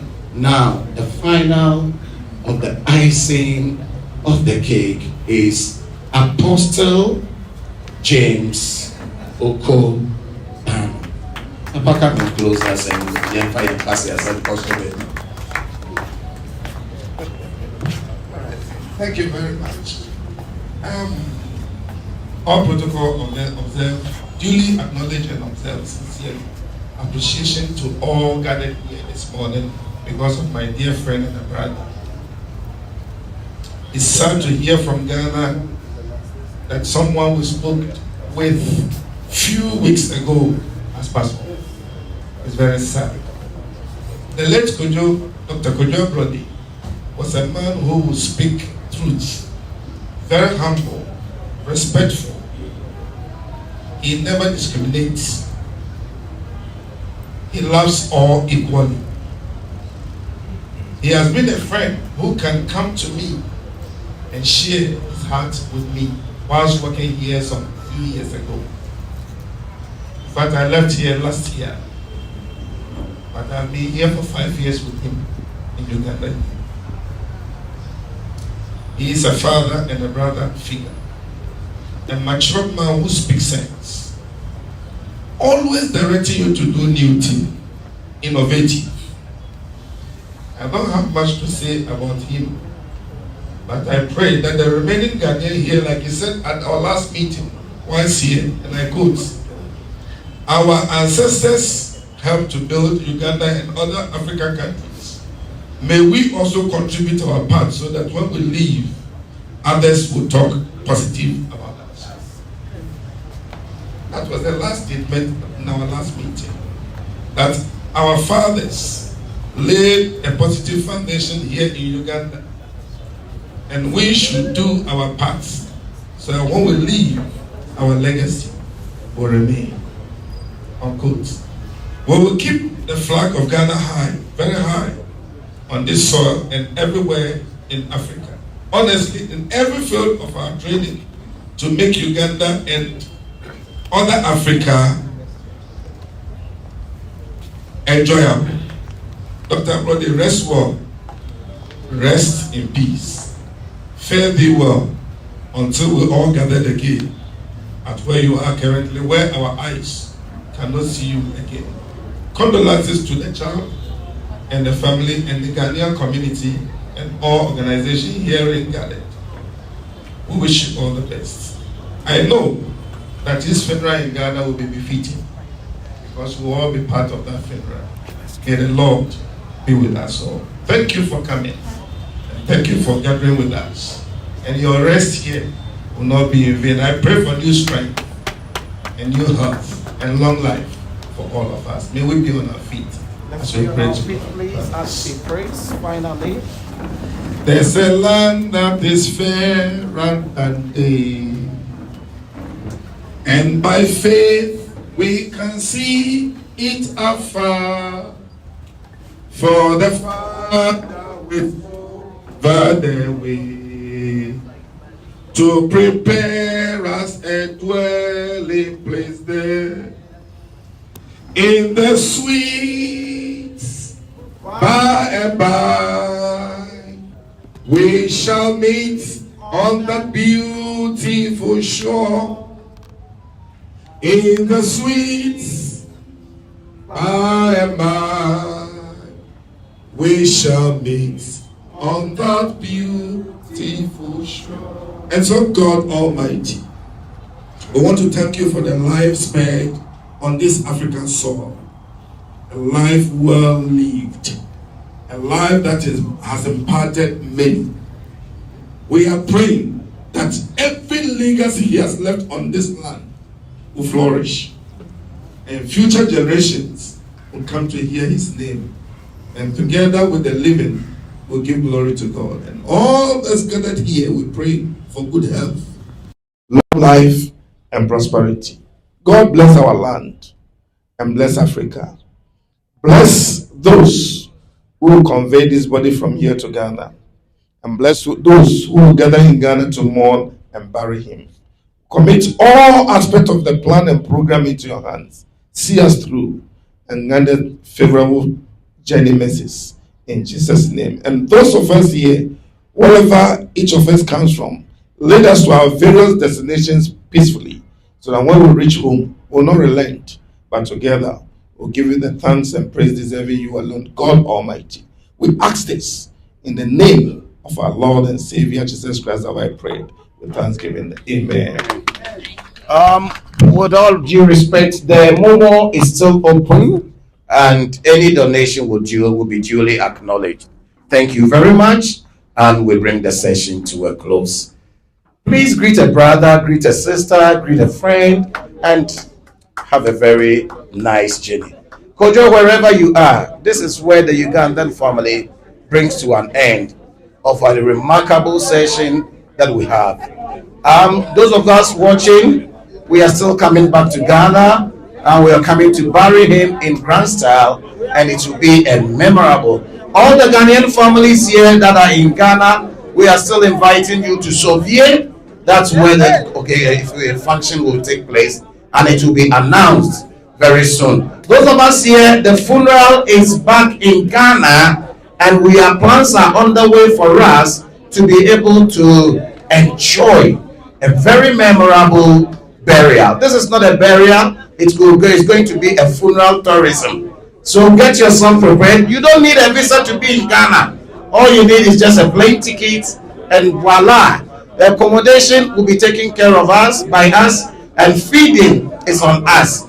Join us as we go and bury our brother and have a funeral tour. Thank you, and once more again, enjoy your day. Get me out. Hey guys.